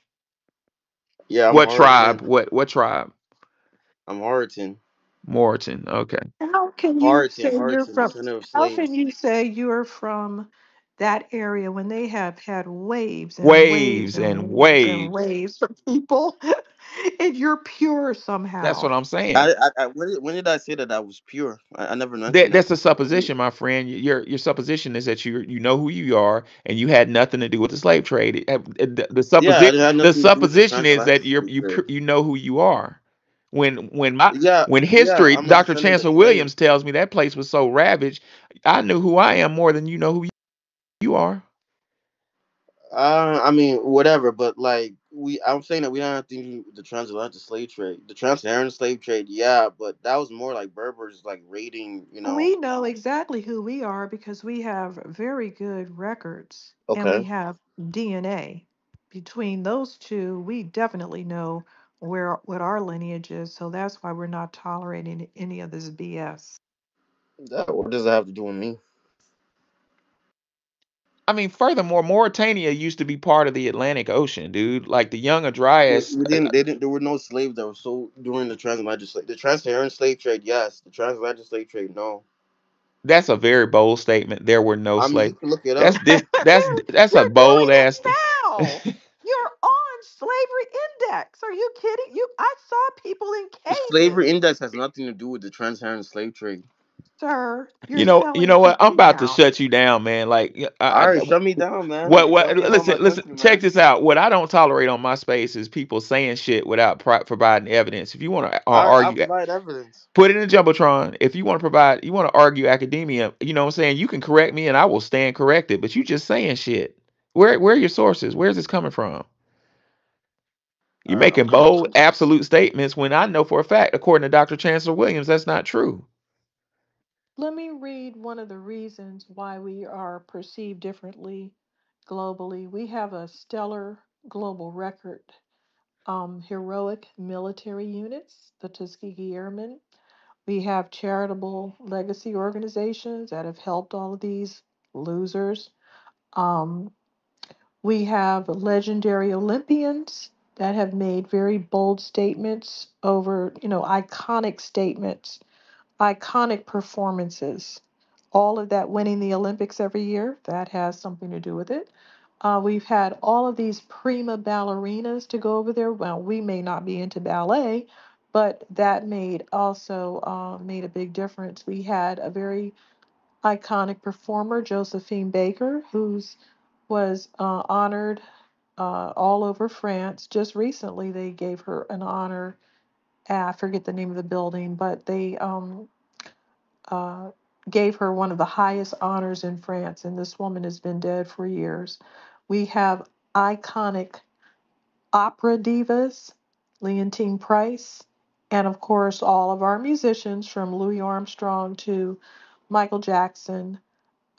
These are the reasons why, when a Black American shows up, it's perceived differently than an African. Because what is an African going to say that they did? The most that they can say is, I went over to the United States and went to a Black American school and then got a job in America, or I rubbed up against some basketball players and it was part of a team that won a ring. That's the most that they can say. And it's always going to be leeching off of our ethnicity and leeching off of what we've done. You can't achieve anything. None of these people can. They have to come here. They have to be validated here. They can't do anything that they're doing from where they are. Nothing. Even if they have a group in the UK and they're twisting and dancing and, oh, look at me, I'm bad. They still have to appeal to us and see if we think that they're all that they're saying they are. And if we don't, if we look like, yeah, we did that in the 80s, you're not going to get any steam. You're not going to get anything.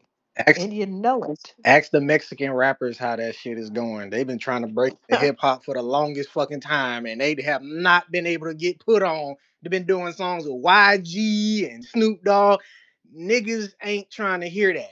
Them niggas out there in LA done said, not yet, no. It's a no. Don't put none of them niggas on. No. You don't get to say so from the streets. You can put, I don't care who you can put Barack Obama up there. The streets, it's the black streets that determine who get on. It's the black street. Always has been.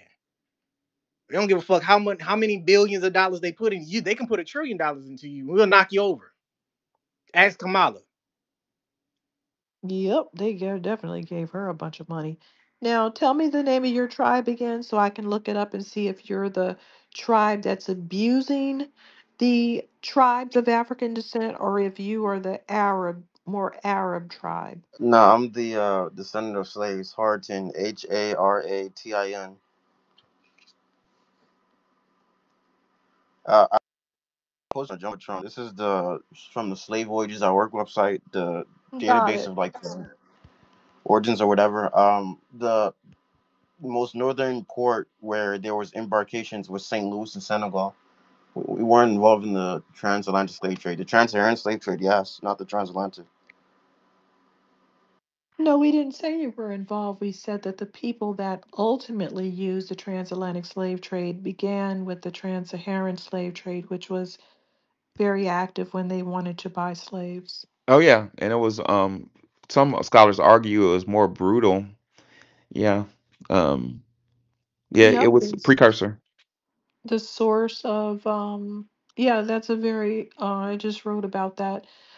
They also supplied the Ottoman Empire. All of those eunuchs and women in the Ottoman Empire were snatched up. They were very it wasn't just people of African descent. They were just grabbing up whoever they thought they could sell. Very weird place.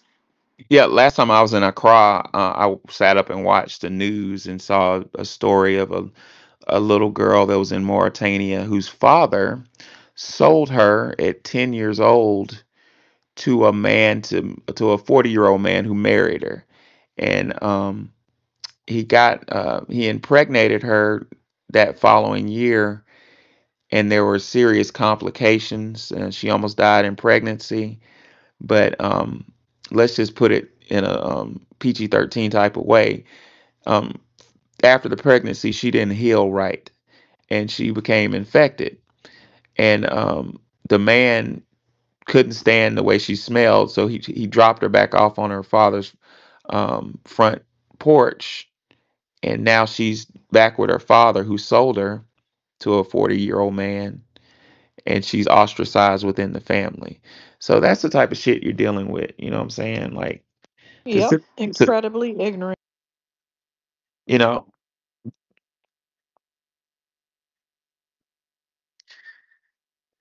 Anyway, anybody else want to speak? I just want to say, man, look, as foundational Black Americans, we have a lot to be proud of. You know, understand, bro. Like, God chose us for a reason. Like Tariq said earlier, God chose us for a reason. I would not change not one thing that has happened to us, bro. Like I would not change it because I know God did not bring us this far just for us to perish. I know He has a very, very direct plan for us. And I'm not like super religious or anything like that, but I believe that that's, I forgot who it was. There was this other doctor or something. He was like, as Black Americans, we're like a beacon of light to the world. There's absolutely nothing that we have to be afraid of. They done did everything to us that's known to man, that you can do to try to break people, and you still here. You're the strongest. You know what I'm saying? If you being alive right now, you're the strongest. Your bloodline is strong. I can't even really. It's hard to even put into words. No, I hear what you're saying. You're saying that we've overcome adversity. According to Dr. John Henry Clark, we there are whole groups that have been wiped out for only a tenth of what we deal with. Yep. So that becomes fascination. It becomes respect, and on some levels, it becomes vitriol, and which is fine with me. But what scares me, and no disrespect, great socialist, I'm glad you came up because you illustrated a danger that we're dealing with, and you were really kind of like a stooge for the title, are all skin folk kinfolk. You came in here with rhetoric talking about the reparations, but the fine print, it included you into reparations that have absolutely nothing to do with you. You know what I'm saying? And that is the Wait, so why would I deserve reparations? I'm a descendant of because slaves. you are not proximal to the American slave trade. Your reparations, Yeah, you do deserve reparations, but your claim is with England. Your claim is with possibly the Portuguese. You have no claim towards the United yeah. States of America. I didn't say that. I said yeah, reparations, but not necessarily from America. But maybe you're not aware the way you framed your information. It appeared that way. Okay, well that wasn't what I was. That was not my intention. Okay, well, just be cognizant, and I believe you, but be real cognizant of how you phrase that information because there are a lot of people from the diaspora, and anybody knows me, I have no problem with the diaspora. I love it. It's just one of the most beautiful places. I love a lot of the people over there, but a lot of people from the diaspora um, have been disingenuous with the way they try to gain access to our reparations claim. Now, obviously, any person of African descent on this spinning globe or shit, let me say 95% of African people on the spinning globe have a reparations claim with some governmental body, but the reparations claim to the United States of America exclusively belongs to the Black Negro freedman who was listed on the Yeah, I 1870 agree. census. I agree Yeah, 100%. Hey, Professor, could you try to bring up Ty Powell? He's been raising his hand. I don't know if you can see him. Ty. I'm right here. Can you hear Oh, me? okay. Come on, Oh, Ty. okay. Yeah. Most Black Americans have been here for about 1,000 years. When I did the research, only 350 to 500,000 African slaves even hit the United States. So For an African to try to want reparations, that's a comedy act. First off, we're the second largest outside of Brazil, the second largest black population in the Western Hemisphere. And it's very, very rare to even be a Caribbean or even African for a foundational black American. I trace my lineage all the way back to 1713 here in what's now known as North Carolina on both sides. So for an African to say that they want reparations here, that's a joke. That's a comedy act. Well, And it's a con, and yeah, it's a con. Yeah, you're right. It's a and con. the gentleman said that he didn't say that, but Oh I'm not. no. I don't even I know don't what think country he's from. I can't I don't even I've never even heard of it. I'm 47. what Yeah, Mauritania. Shit. I don't even I can't it's put that not on the very map. popular. Yeah, it's not. I can't even It's point that not out. very popular. They don't have news. They don't. You never hear Right. anything news from And, them. and for them to say we're 48 million strong and we're 43 million outside of Caribbeans and Africans. There in the United States today in 2024, there's only 5 million Caribbeans and Africans in the United States. And they're all in New York and Florida. I'm from Jersey. They're all in New York and Florida. That's it. That is it. You're not going to find a Nigerian community in Los Angeles or shit, even Atlanta, where I'm at. You're not even going to find that nowhere in the United States. And the United States is huge. Going from New York to Cali, it takes you 3 days to drive. So, I mean, come on now. You're not going to find an African. I think the Nigerians are 1 million out of 48. So, if 48 people in a room, it's one person that's Nigerian or whatever. I don't even know what country this guy's from. He's from I really, Mauritania. I don't really meet a lot of people from Mauritania, no, I've never met a Mauritanian. Never. but I I know drive a from good bit about Jersey their to history. Atlanta, and I've been to every state in the United States. I've never, You're not going to meet no, one. No, no, no, no. They don't do a lot of no. immigrating. I never even heard of this dude. And furthermore, the majority of Mauritanians that you will meet will look more Caucasian. Mauritania is one of the countries that was um, Let me Google the invaded. population of Mart. What's the country's name? Mauritania. Mauritania. Well, what country? What's it near? What country is it near? They only have 4 million Oh, Uh, people. Jesus Christ. Mauritania is, It's very yeah, Oh, it's near deserty. the Sahara. okay. It's not fun to live on. Well, okay. Well, 4 million people. I mean, we're 43 million strong. FBA's are 43 million strong. So I mean, we're not going to know. You couldn't point that out on the map. No, that's like trying to go to Antarctica. It's no different. Oh God.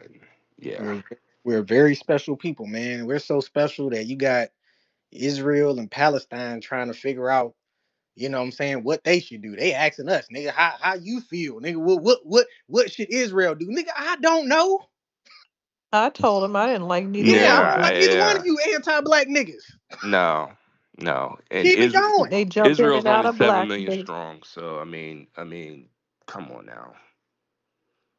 They both jump in and out of blackness. They're people Right. of color one day. They're Yeah, white supremacists the next. One of them called the police on George Floyd. The other one invaded No, exactly. our that civil was rights. Palestinian. Yeah, Palestinian. Yeah. Well, right. same difference. Same difference. I mean, shit. No, that's what I meant. The Yeah. Yeah. Palestinian called the police on George Floyd along with two West Africans. So I don't care for any of them. They can Right. sort themselves out. Yep, work it out. Yeah. On We're nothing to 43 million strong. So we wouldn't even know. We can't even point that shit out on a map. And our GDP is over 1.7 trillion. you know, Just FBA. I've always wanted to run down on Myron Gaines about that. That whole Black Well, Americans are he's the a reason. black Arab, and he's actually, unfortunately, he's a New Yorker that moved to Florida. Well, no, He not black. yeah, And, yeah, No, and he's not black. I No, keep no, hearing yeah, no, all y'all keep talking about these. They not no. black. He's not black. We the He's an only Arab. black people. These other yeah. Right. people are just what the hell they are. African. Call them whatever. They not black. We we I think we, he. I we think really Sudanese, got to Myron. fix our language Yeah, I think because hawk Myron is nose. from we are Brooklyn. being He he, fucked he over right now. Yeah, he's I one of agree them with that. Brooklyn Arabs. We got to Yeah. be careful, and I'm From guilty of that as Brooklyn? well. Yeah, he's from Brooklyn. How? Well, he's not from Brooklyn. He's from His nose Sudan. is not. I Yeah, Yeah, his he's from nose is Sudan. I w- straight out of the. I was Yeah. just gonna say more so like, these people they constantly say how lazy we are. And I was just like, what? No, We could no. take one black city, 50%, 60% black city, and we got a higher GDP than they do, and they're the majority. You can take Atlanta, and Atlanta's at 455 billion GDP. It would crush you then tomorrow night. Yeah. So that's just that simple. Yeah, yeah. They're no, but they move to Florida or like the Puerto Ricans. Then when they realize they can claim white, they'll move to Florida, Orlando. I was just in San Juan, and the Uber driver told me that shit. I was in San Juan in July, and they told me that. No taxation. What's on your mind? Mm-mm. How y'all doing? Hey, Excuse me. This is an interesting conversation, but I want to ask Wani. I never heard of that country before that man said that he came from. Right. I mean, for real, for real. I'm not a world traveler because I just do the Europe. You know what I'm saying? You can't get me past Italy. I ain't going no place else. But that's just me. I'll do anything from the east coast of the United States over in Europe, and then I'm coming home because it's an easy flight. But what kind of country is that, Wani? And what did you see? What It's is it? very. Um, I went to some places that were. It was very deserty. A lot of people had their faces covered up to defend against the dust and stuff. They have Berbers up there, black Berbers, white Berbers, a few. What's a Um, Berber? Wolof. Mm, that's a very good question. I actually wrote that down because I was tracking everybody's. In fact, this area, when I did, was tracking everybody's movements around the world. oh, I'm looking right Um, at it. Excuse me, Wani. I was looking when she asked that. I'm looking right at it. According to Dr. Claude Anderson, it says Berbers were an Arab-speaking, light-skinned people who practiced the Muslim religion and belonged to the Caucasoid race. They were white folk, basically. But if no, they're they're white and not. Arab, or they're just white. Uh, They're not that. Let me let me explain it. But no, go ahead and say what he said. okay. Yeah, he said the Portuguese returned the Berbers to their desert homes after they've been extensively questioned. So yeah, I'm just reading what Dr. Claude Anderson said. I don't have Okay, in-depth knowledge. Wani that's probably knows more than confusing. I do. But Yeah. he didn't have access to their DNA or the movement, so that's not a reflection on him um at all. Got it. No, they Do they they're produce anything? maybe some pots.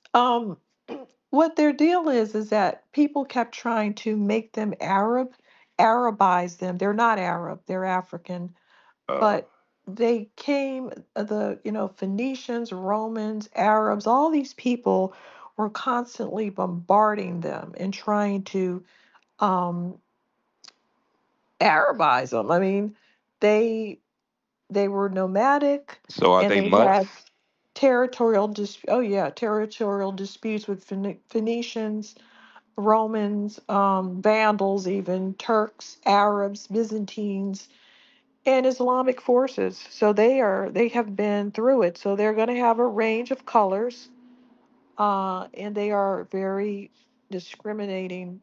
They discriminate toward people of African descent, the whiter ones. But yeah, they're very, very mixed. Okay, okay, it mixed. Yeah. Very interesting. They're And definitely can you they're pronounce the not white. and can you pronounce the name of the country again? Mauritania. Where's it near? Mauritania. What country Yeah, is it next to? Western Sahara. it's next to the desert. Yeah, it's Is it near all the way Egypt? west. Other side. It's yeah, isn't it near Morocco, It's Wani? next to Morocco. It's next to Mali, but it's because of the terrain, it doesn't feel like part of those places, you Right, know? right. It doesn't feel like West Africa. It doesn't feel like Morocco. It might kind of feel like It feels like more Morocco desert than Does it it feels have like like West 5-star Africa. hotels that you can go to? I mean, I'm just asking. I'm I just did asking. not know of any, not Oh, when I okay, went. okay, okay. It was very painful. Some of these places are very painful to visit. Okay, okay. And so he was in this room. Yeah, and here goes the thing. I couldn't take him seriously. Was he living in Um, America? Did he immigrate here, or is he? That's what I'm trying to figure out. He done came Yeah. from we don't know where. We ain't never Oh, heard of okay, where you okay. came from, and you could be the alien. You know what I'm saying? well, here goes the thing. I couldn't take him seriously because he was standing on business as if he knew exactly who his people were, when that's literally impossible. Why? Right, right. It's impossible because Mauritania used to be underwater. Mauritania, that desert, the Sahara, that literally means desert. You don't say Sahara Desert. That's redundant. It's like saying desert. That's like saying blue sky, blue sky. But the Sahara, which is vastly unexplored, has whale bones all over it, turtle shells Oh, all over. It used to be gotcha. the Atlantic Ocean. So basically, there was some great cataclysm on Earth. They call Now, it the every young. 5, 10,000 years, yeah, it goes from desert to ocean, ocean to desert. Every like 5 to 10,000 years, Yeah. the So for Sahara him to does that. Yeah. stand on business and say I know who I am, that's just not really that possible. Mm-mm. Shit, nigga, I don't Yeah. even think So Nigerians know that Nigeria, the name Nigeria was given to them. I don't even think they know that for real, By a for real. yeah, white they don't lady. like to. 1931. Yeah, White white They lady, lady. don't. Lady Shaw, They don't like 1931. to admit Yeah. that. Now, Martania has one five-star hotel now. They did not have that, or I didn't know about it. It's not a five-star hotel place, just to point that out. Damn. Well, I won't ever visit it, so It's a Nah. somebody got dusty, to cheap tell me place. about it. I don't It's a think you could dusty, cheap fly place. from the United States there. I don't think. Yeah. No, I don't know of any flights. No. It's a dusty Jeep place. Okay. Okay. And they're only 4 million You know, strong. Okay. I think the other thing is Hmm. that I'm amazed at the people that find us. You know what I mean? When we're just sitting here talking and giving out information and um, and just being us. And these people find us, and I don't know. I just find it strange. It is They it They're are. here it to troll. They're here to it troll. is strange. You And say troll, but you mean to tell me there's not a better troll someplace else? I mean, Right. you can't Right. troll. You know what I mean? Yeah. Like if I was gonna troll, I just wouldn't pick y'all. Yeah. You're right. and he said up and down that he meant no harm, and maybe I Mm, heard it wrong. I had a long day, so maybe I heard it yeah. wrong. But I heard him insinuate that he was for reparations, and insinuate that he should be proximal to our reparations, and it was Never. very clever. Never. Never. It was real subtle. Mm. Oh, they gonna try everything in their power to try to latch on to our No. reparations. They gonna for sure try every little trick in If the you book. can't go back to 1870, you can't. No. No. Yeah, they gonna try. They gonna try everything. They gonna try to hoodwink and bamboozle people, everything like that. Pull on, the Pan African heartstrings. A lot of these niggas out here. So they gonna try it though, but Well, it's the not gonna. the Pan African thing is unfortunately a Northeast thing. Is a Philly, New York thing. It is. Oh my goodness. Unfortunately, that yeah, I'm from that. Yeah, I'm from Umar Johnson's neighborhood. So Oh yeah, Lord. yeah, no, I moved to Atlanta, Where is he from? Where is Umar from? North Philly. North Philly. Oh my God, my cousin is from there. Yeah, She's still and there. No wonder she most can't of those hear cats up anything. there, they're not really into that anymore, thank God. But back in the 80s and 90s, yeah, we was claiming that bullshit. You know what's funny? I was even thinking the other day because I saw Denzel. He was talking about he's gonna play in the next Black Panther. They gonna have to go back to the drawing board with that one. Like I Yeah, don't even think because I don't know if they know that how hard we delineating this shit right now. Like I don't know if the sales gonna be the same. yeah, I really yeah, don't know. Like they gonna really have to. Yeah, shit has changed. They really got to read the room now. yeah. Unfortunately, that shit was shot in Atlanta. They Most of that gotta was shot they in gotta Atlanta. bring Yeah, Killmonger back. They got to bring Killmonger back. Hmm. Yeah, you're right. They gotta FBA that shit up because the last one was all Mexican. Oh yeah, that Hey, what's so funny about that movie though? I still remember this to this day because we kind of went.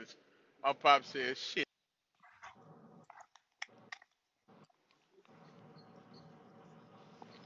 you breaking I up, would Big A. agree with Killmonger."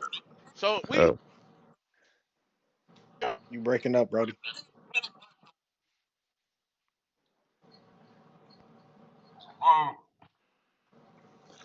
Bones. You in the Matrix? you in the Matrix, Big A. Yeah, he in the Matrix. Drop down and come back up. Big A, drop down. I'll bring you back up. All right. Hey, the space yesterday that you guys had, you guys were talking about Trump sending in the military for the illegals. Good, Yeah. good. I really wish I could have joined that space. And It was a good now one. they have designated some land in Texas to help to launch them the hell up out of here. How do y'all think that's going like how do you think that all of that's going to like unfold? I don't know. I spoke to somebody who does logistics. They say it's possible. Somebody else says it's not. No, I it's don't really possible. It's know. possible. are y'all able to hear me? I hear you now, Big A. Yeah. Oh, Yes. okay. Yeah, I'm in Texas right now. Heading down to Houston. Look, I say this, man. Look, they got reefer trailers. You know what I'm saying? We got 18 wheelers. You can control temperature on them. Just throw their ass in the back. They always trying to sneak in through the motherfuckers. Put them on the back of the damn reefer trailers and send their ass on back to Mexico. Shit, that's how I feel. Dump them off right at the border. Well, that's how you got here. You're going back like that. Exactly. I Fuck the think they should plane all ticket. go. I think they should all go to Mexico. If you came through Mexico, you can go and let Mexico deal with this mass of humanity. You right. And see You right. the cold part about it. See, the thing is, I see they don't really. A lot of these groups, they don't. They think, what I'm saying, white supremacy really just got it out for us. But see, they don't really have an understanding of what it is that they kind of just put themselves in. Because technically, they're invaders. Technically, yes, they're invaders. So if Trump decides, hey, these people, we have invaders here in our country and they're doing this, that, and the third, and we need to, whoop de whoop. Hey, he got kind of, I'm gonna stay on code with it and just be like, he has full authority to kind of do what he wants to do. Yeah, I hear what But you're saying. they can't really, what I'm saying? It's like, they kind of got them in a real peculiar situation. Yeah, Yeah, you right. look at the jumbotron for posse comitatus that explains what can be done now. Go ahead, no taxation. Um, it had to do with immigration. I think it slipped my mind.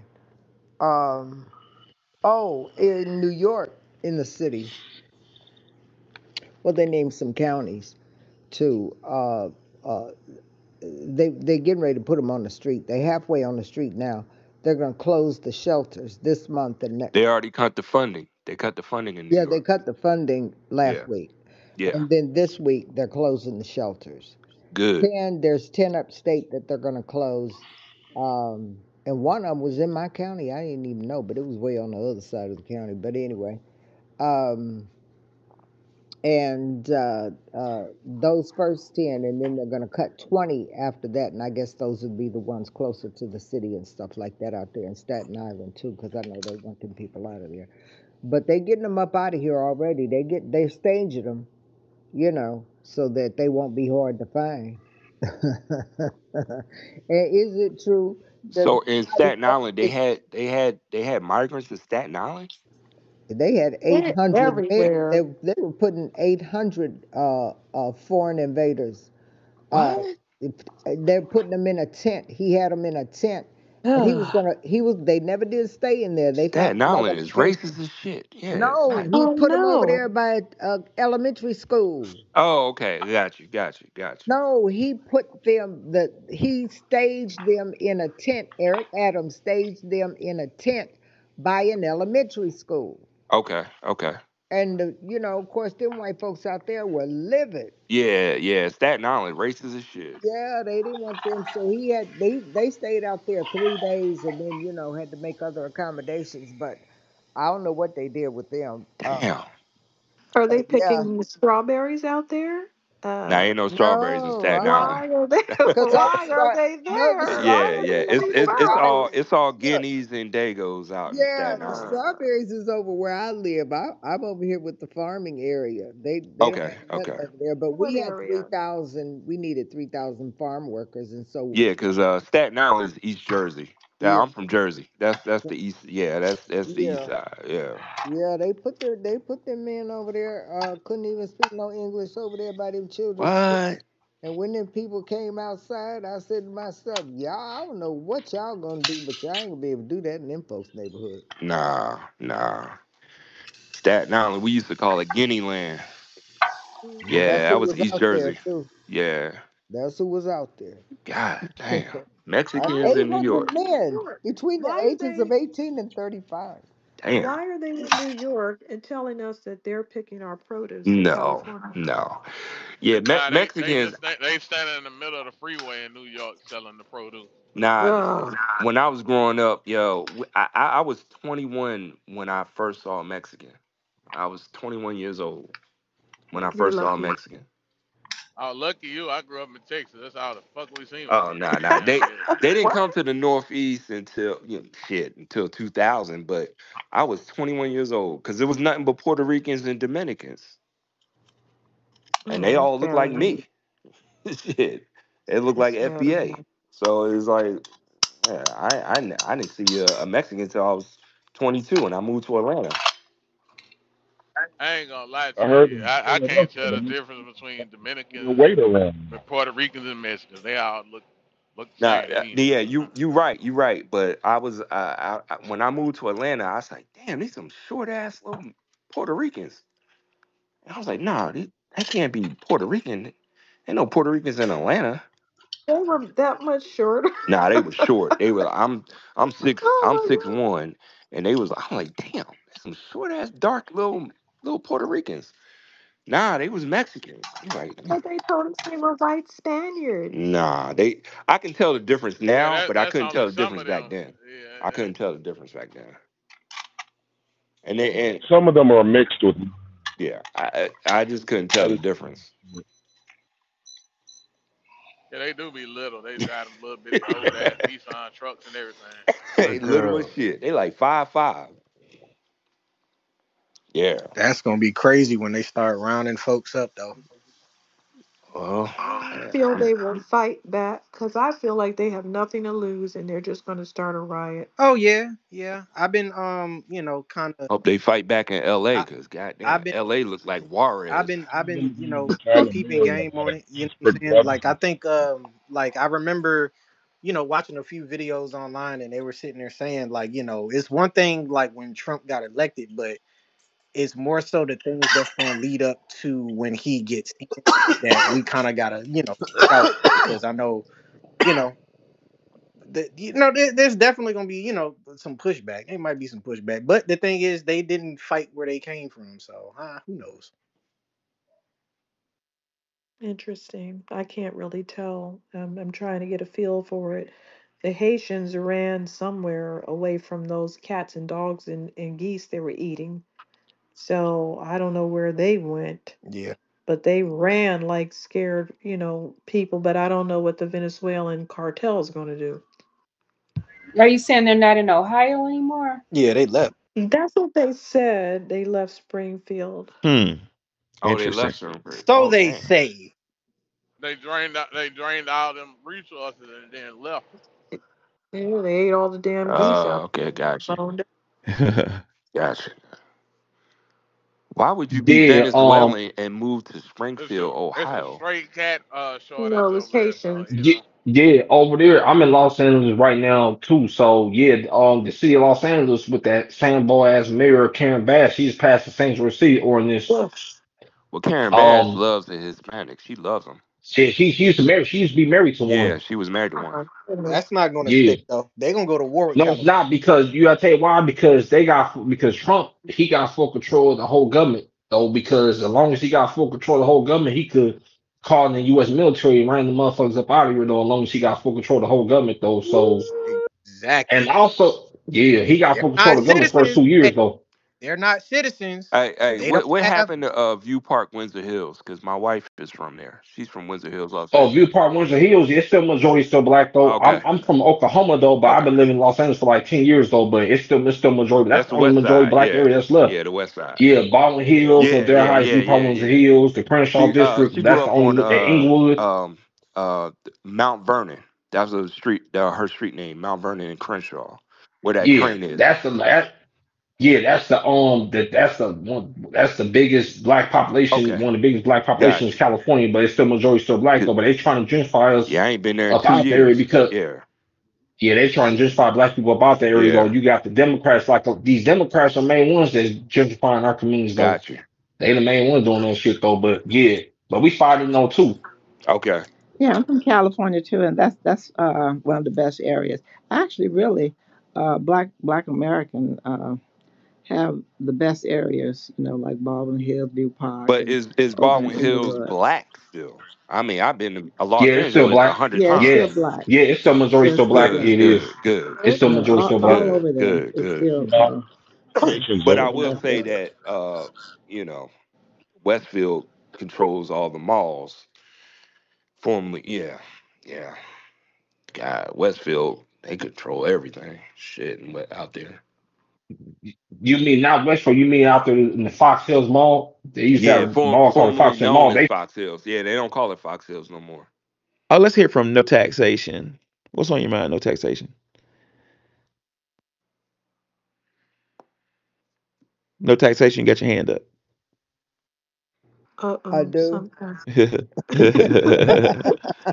Sometimes people fall asleep with their hand up. hey, but how y'all feel about But y'all down Chicago? You to got Mayor listening. Brandon. You got Mayor Brandon. What were you saying? No Huh? taxation. I'm a, Yeah, this the face space just got weird for a second. I didn't do that. I don't know where that came from. Go ahead. No next taxation. Uh oh. Can y'all hear me? Yeah, I can hear you. Yes. Okay. Yeah, I can hear you. All right. I can hear you. The black. What's on your mind? Yeah, how you feel Everybody about get Mayor Brandon Johnson talk about he gonna protect them versus the Black American citizens? You know, you got the most dangerous game. I put it in jumbotron. I'm gonna put it. Actually, let me see. Put it on my jumbotron about they talk about you this. talking about that Yeah, man in Trans Guard Chicago? You talking about that black man that black mayor in Chicago? Brandon Johnson. Yeah, He gonna do what? he say he gonna do all his power to protect these illegals. Mm-hmm. They gonna run Brandon Johnson ass up out of there. See, That's what's gonna Brandon He's happen. got And I to. just told he something. I ain't just gonna be told able something. to. He can't bust a grape.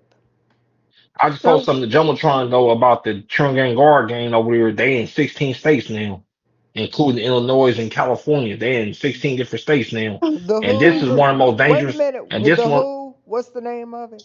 yeah. Who? The Trinidad Guard. This is one of the most dangerous Oh, gangs in the world, uh huh. Oh, especially in Latin America. They was able to set up in 16 different states. You know what I want you to do?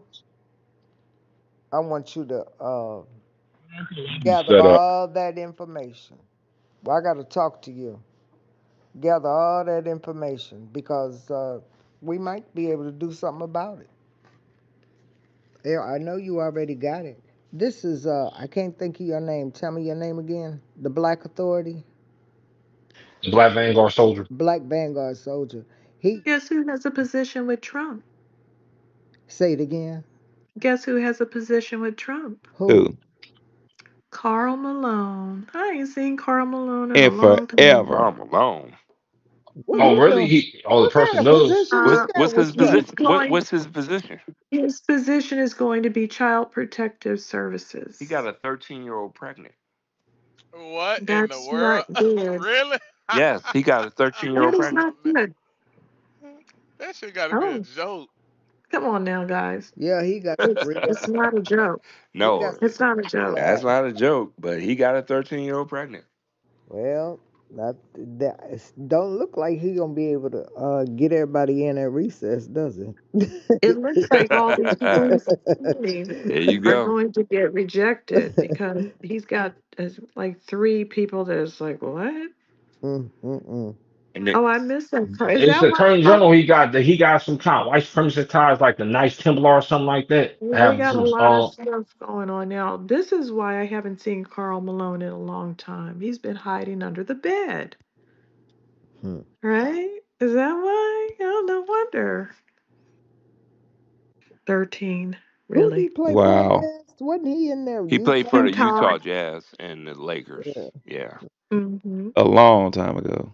yeah, yeah. about 20 years. Well, I remember. Hmm. Like, I He gotta was see the good. He drama. was good though as a power forward. He was good. Yeah, he was Yeah, he good. was It's good. just hey that the Nikki, Lakers were better, so he could never get past that. hey Nikki, I think he what's had going out a there? What's different going out there choice of in women your too, state? didn't he? Huh? I think he had a different choice of women too, didn't I don't remember. Yeah, he was one of them country Louisiana niggas, but he was good. He was good. he? Mm. See, I don't, back in the day, I didn't know who people dated. That's Yeah, new. that's new. That's new. I'm not in these people's business. I didn't care who Stevie Wonder was laying up with. I just play the song guy. That's it. No, he had Stevie had black women though, FBA women. So yeah. Did Carl Yeah, Malone? No, I don't know. no. Karl Malone had some black women, but he went white. All I remembered is he had a big motor home. I remember Not that. a motorhome. Remember? Yeah, yeah, It was yeah, some kind of yeah. He did. He customized did. thing, gigantic He thing. had a A big old motorhome. tractor trailer and big motorhome. Yeah, he was. Mm-hmm. Oh, Yeah, he was big old Sound country like nigga. He's a coon. He's a hey, Sambo. Mm-hmm. yeah, but I have a feeling that Joe Biden might start a war 3 before January though, because Mm-hmm. you heard about that missile strike that happened on Russia inside Russia. Yes. Yeah, so he's trying to start World War III so he could declare martial law. Because if you declare martial law, you can stay in power till the war is over though. Oh So he's trying yeah, to yeah. You do can. do we can so he could start World War III Yeah, so he could declare martial law so he could stay in power though. That's his only hope he could do is basically start a war tension with Russia and China and Iran. yeah, Yeah, yeah, but if he keeps playing around with this election, he's going to get run out of town on a rail. I'm telling you right now, it's going to be a riot. Mm. yep. If him and Kamala keep playing their little silly asses around, trying to not leave, you just better turn the reins over. I don't care if you start World War IX. You just turn those reins over to somebody else because everybody's tired of you. Oh yeah, they are though, Miss One. And also is that what's going on in Chicago and Los Angeles though is that there might be some riots going on out there. I don't condone violence though, but it might be some something going on in Chicago though too, because a lot of our brothers sisters out there they ain't put up with Brandon Johnson, said them carrying bass Los Angeles and the mayor of Oh Wood yeah, out of I Boston saw. I saw that because meeting. They were because all up in his face. did you hear that he said he gonna withhold federal funding from Yep. these cities though, and also that's gonna hurt a lot of city employees and state and county employees. They're gonna start getting laid off again, fired for a lot. He's about to get jacked up. He is Yeah, he getting about to get jacked jacked up. up too. The same thing Karen Bass too, and also is that the LA Olympics coming in 2028, and then Trump is still gonna be in office in 2028. I think the LA Olympics gonna be in June, July of 2028. And Trump said he's gonna withhold federal funding though, so I don't think that sanctuary city stuff is not gonna last though, Yeah, they because Oh, I that see. I definitely should. see what because the happened. He impregnated a 20 when he was 20 years old. So he had already done all this when he was playing. Because I mean, I never saw him when he was, I might have seen him when he was 20. When he was 20, he impregnated a 13-year-old yeah, girl. yeah. That's true. He was in college. That girl's like damn near 40. At yeah, least yeah. I guess that's better than him doing it at 50 because that's Hey, but yellow power though, that's not gonna work with the Sanctuary City status though, because the LA Olympics gonna be coming in 2028. And he said he gonna withhold federal funding those, so that's gonna Yeah, cause a lot of backlash though. So it that's is. not gonna work. The Sanctuary City stuff's not gonna work. And he's still gonna be in office in 2028. I think the LA's gonna be in June, July of 2028. So he's still gonna be in control though. So Yeah. that's gonna have a big impact though. So they ain't gonna cooperate. They definitely not gonna cooperate with the Sanctuary City shit. There's No, there no, there's no. definitely gonna Yeah, that shit ain't gonna there's work. definitely gonna be Actually, some news. I looked at some the type of That's conflict why because check cards Hold on, gas who's talking? I can't tell who's talking. I don't know, but I was saying how Dr. Claude Anderson did say that there are gonna be like mass conflicts. He did predict that. So the one thing I will say is Dr. Claude Anderson has been spot on about everything that he's been saying. Unfortunately, but one thing I will say that I don't disagree that I disagree with Dr. Claude Anderson is that we're going to be a permanent underclass. I don't believe in anything permanent except death. So I just think that Yep. I just think that as a people as of right now, I think we're right where we need to be. I think we have a lot of leverage right now because basically the quote unquote people of color. I don't believe in people of color. I call all of these groups shades of white. They're There going you to go. definitely they're going to feel it in the next coming they're going to feel it in the next coming few months with this whole deportation thing, man. So for us, I Oh just yeah, a lot of them Haitians though. Why when a lot of them Haitians though, they actually leave Miami too because yeah, Fresh and Fit. Speaking of Fresh and Fit, is that I never seen Brian Gaines talk about his ancestral homeland Sudan, like his country going to an ongoing civil war right now. I had a conversation with him on his Twitter space about a few months ago. I said, how can you never talk about your ancestral homeland Sudan? I said, your country going through a whole civil war right now. Over 1 million of your people got killed over there through that doing to the civil war over there in Sudan. So I said, what are you doing? Are you using your influence and power to help your people in the Sudan stop that civil war that's going on in Sudan? Because they ain't looking too good over in Sudan, well, with that civil war going over there as we speak. of course not, bro. That nigga too busy wearing them tight ass pants he was having on that video, nigga. There He you busy go. wearing There you them. go. Yeah. All And right. when I started speaking to him on that, he moved me down. I said, what are you doing to help your people out in Sudan? All right, ladies and gentlemen. Do we have any final words? I'm gonna go ahead and shut the space down Yeah, I want to say and something. momentarily. I, Come on, Florence. I just want to say one thing we have to give the Africans credit for. They really woke us up on I mean they really woke us up, and when they woke us up we was kind of like in shock for a minute, and then afterward we just came out with it all. They can't touch us now, and we just spread it all over. They made us come together. They made us recognize who we were. They made us look at each other differently. I really thank God for them. See, I know they hate they did, because now, who was his name, Prince Eric, and I can't Black Rock, so they're gonna recolonize Africa. And see the fight that we had for them, they don't have it anymore. They don't have us on our side anymore. We learned to take care of ourselves, and that's what they really really hate. But they were so in 2020 when they came out on face on Clubhouse. I was so shocked. I mean, it took us a while, but boy, see, that's why it's no stopping us now. They put the fire behind our feet, and it's no stopping us. So I thank them for that, you know. And I just want to say one other thing. It shows you how Biden feels about America. He wants to go there and start all this trouble and war. Since he's not going to be there, he don't care if he destroy the whole country. But you know who's really behind him? Obama and Harris. So this is what's happening, because America's already suffering because they left them suffering. How everything is high, they can't hardly pay for food, and then you want to start all this problem too. So it's really good. We got a lot to look forward to. So buckle up and start paying attention, and start preparing yourself for some rough turbulence ahead. And I Right. want to thank you, and good night to all of you. Appreciate you, Florence. Well, Thank well, you. I enjoyed y'all, and I will see y'all tomorrow. Peace out.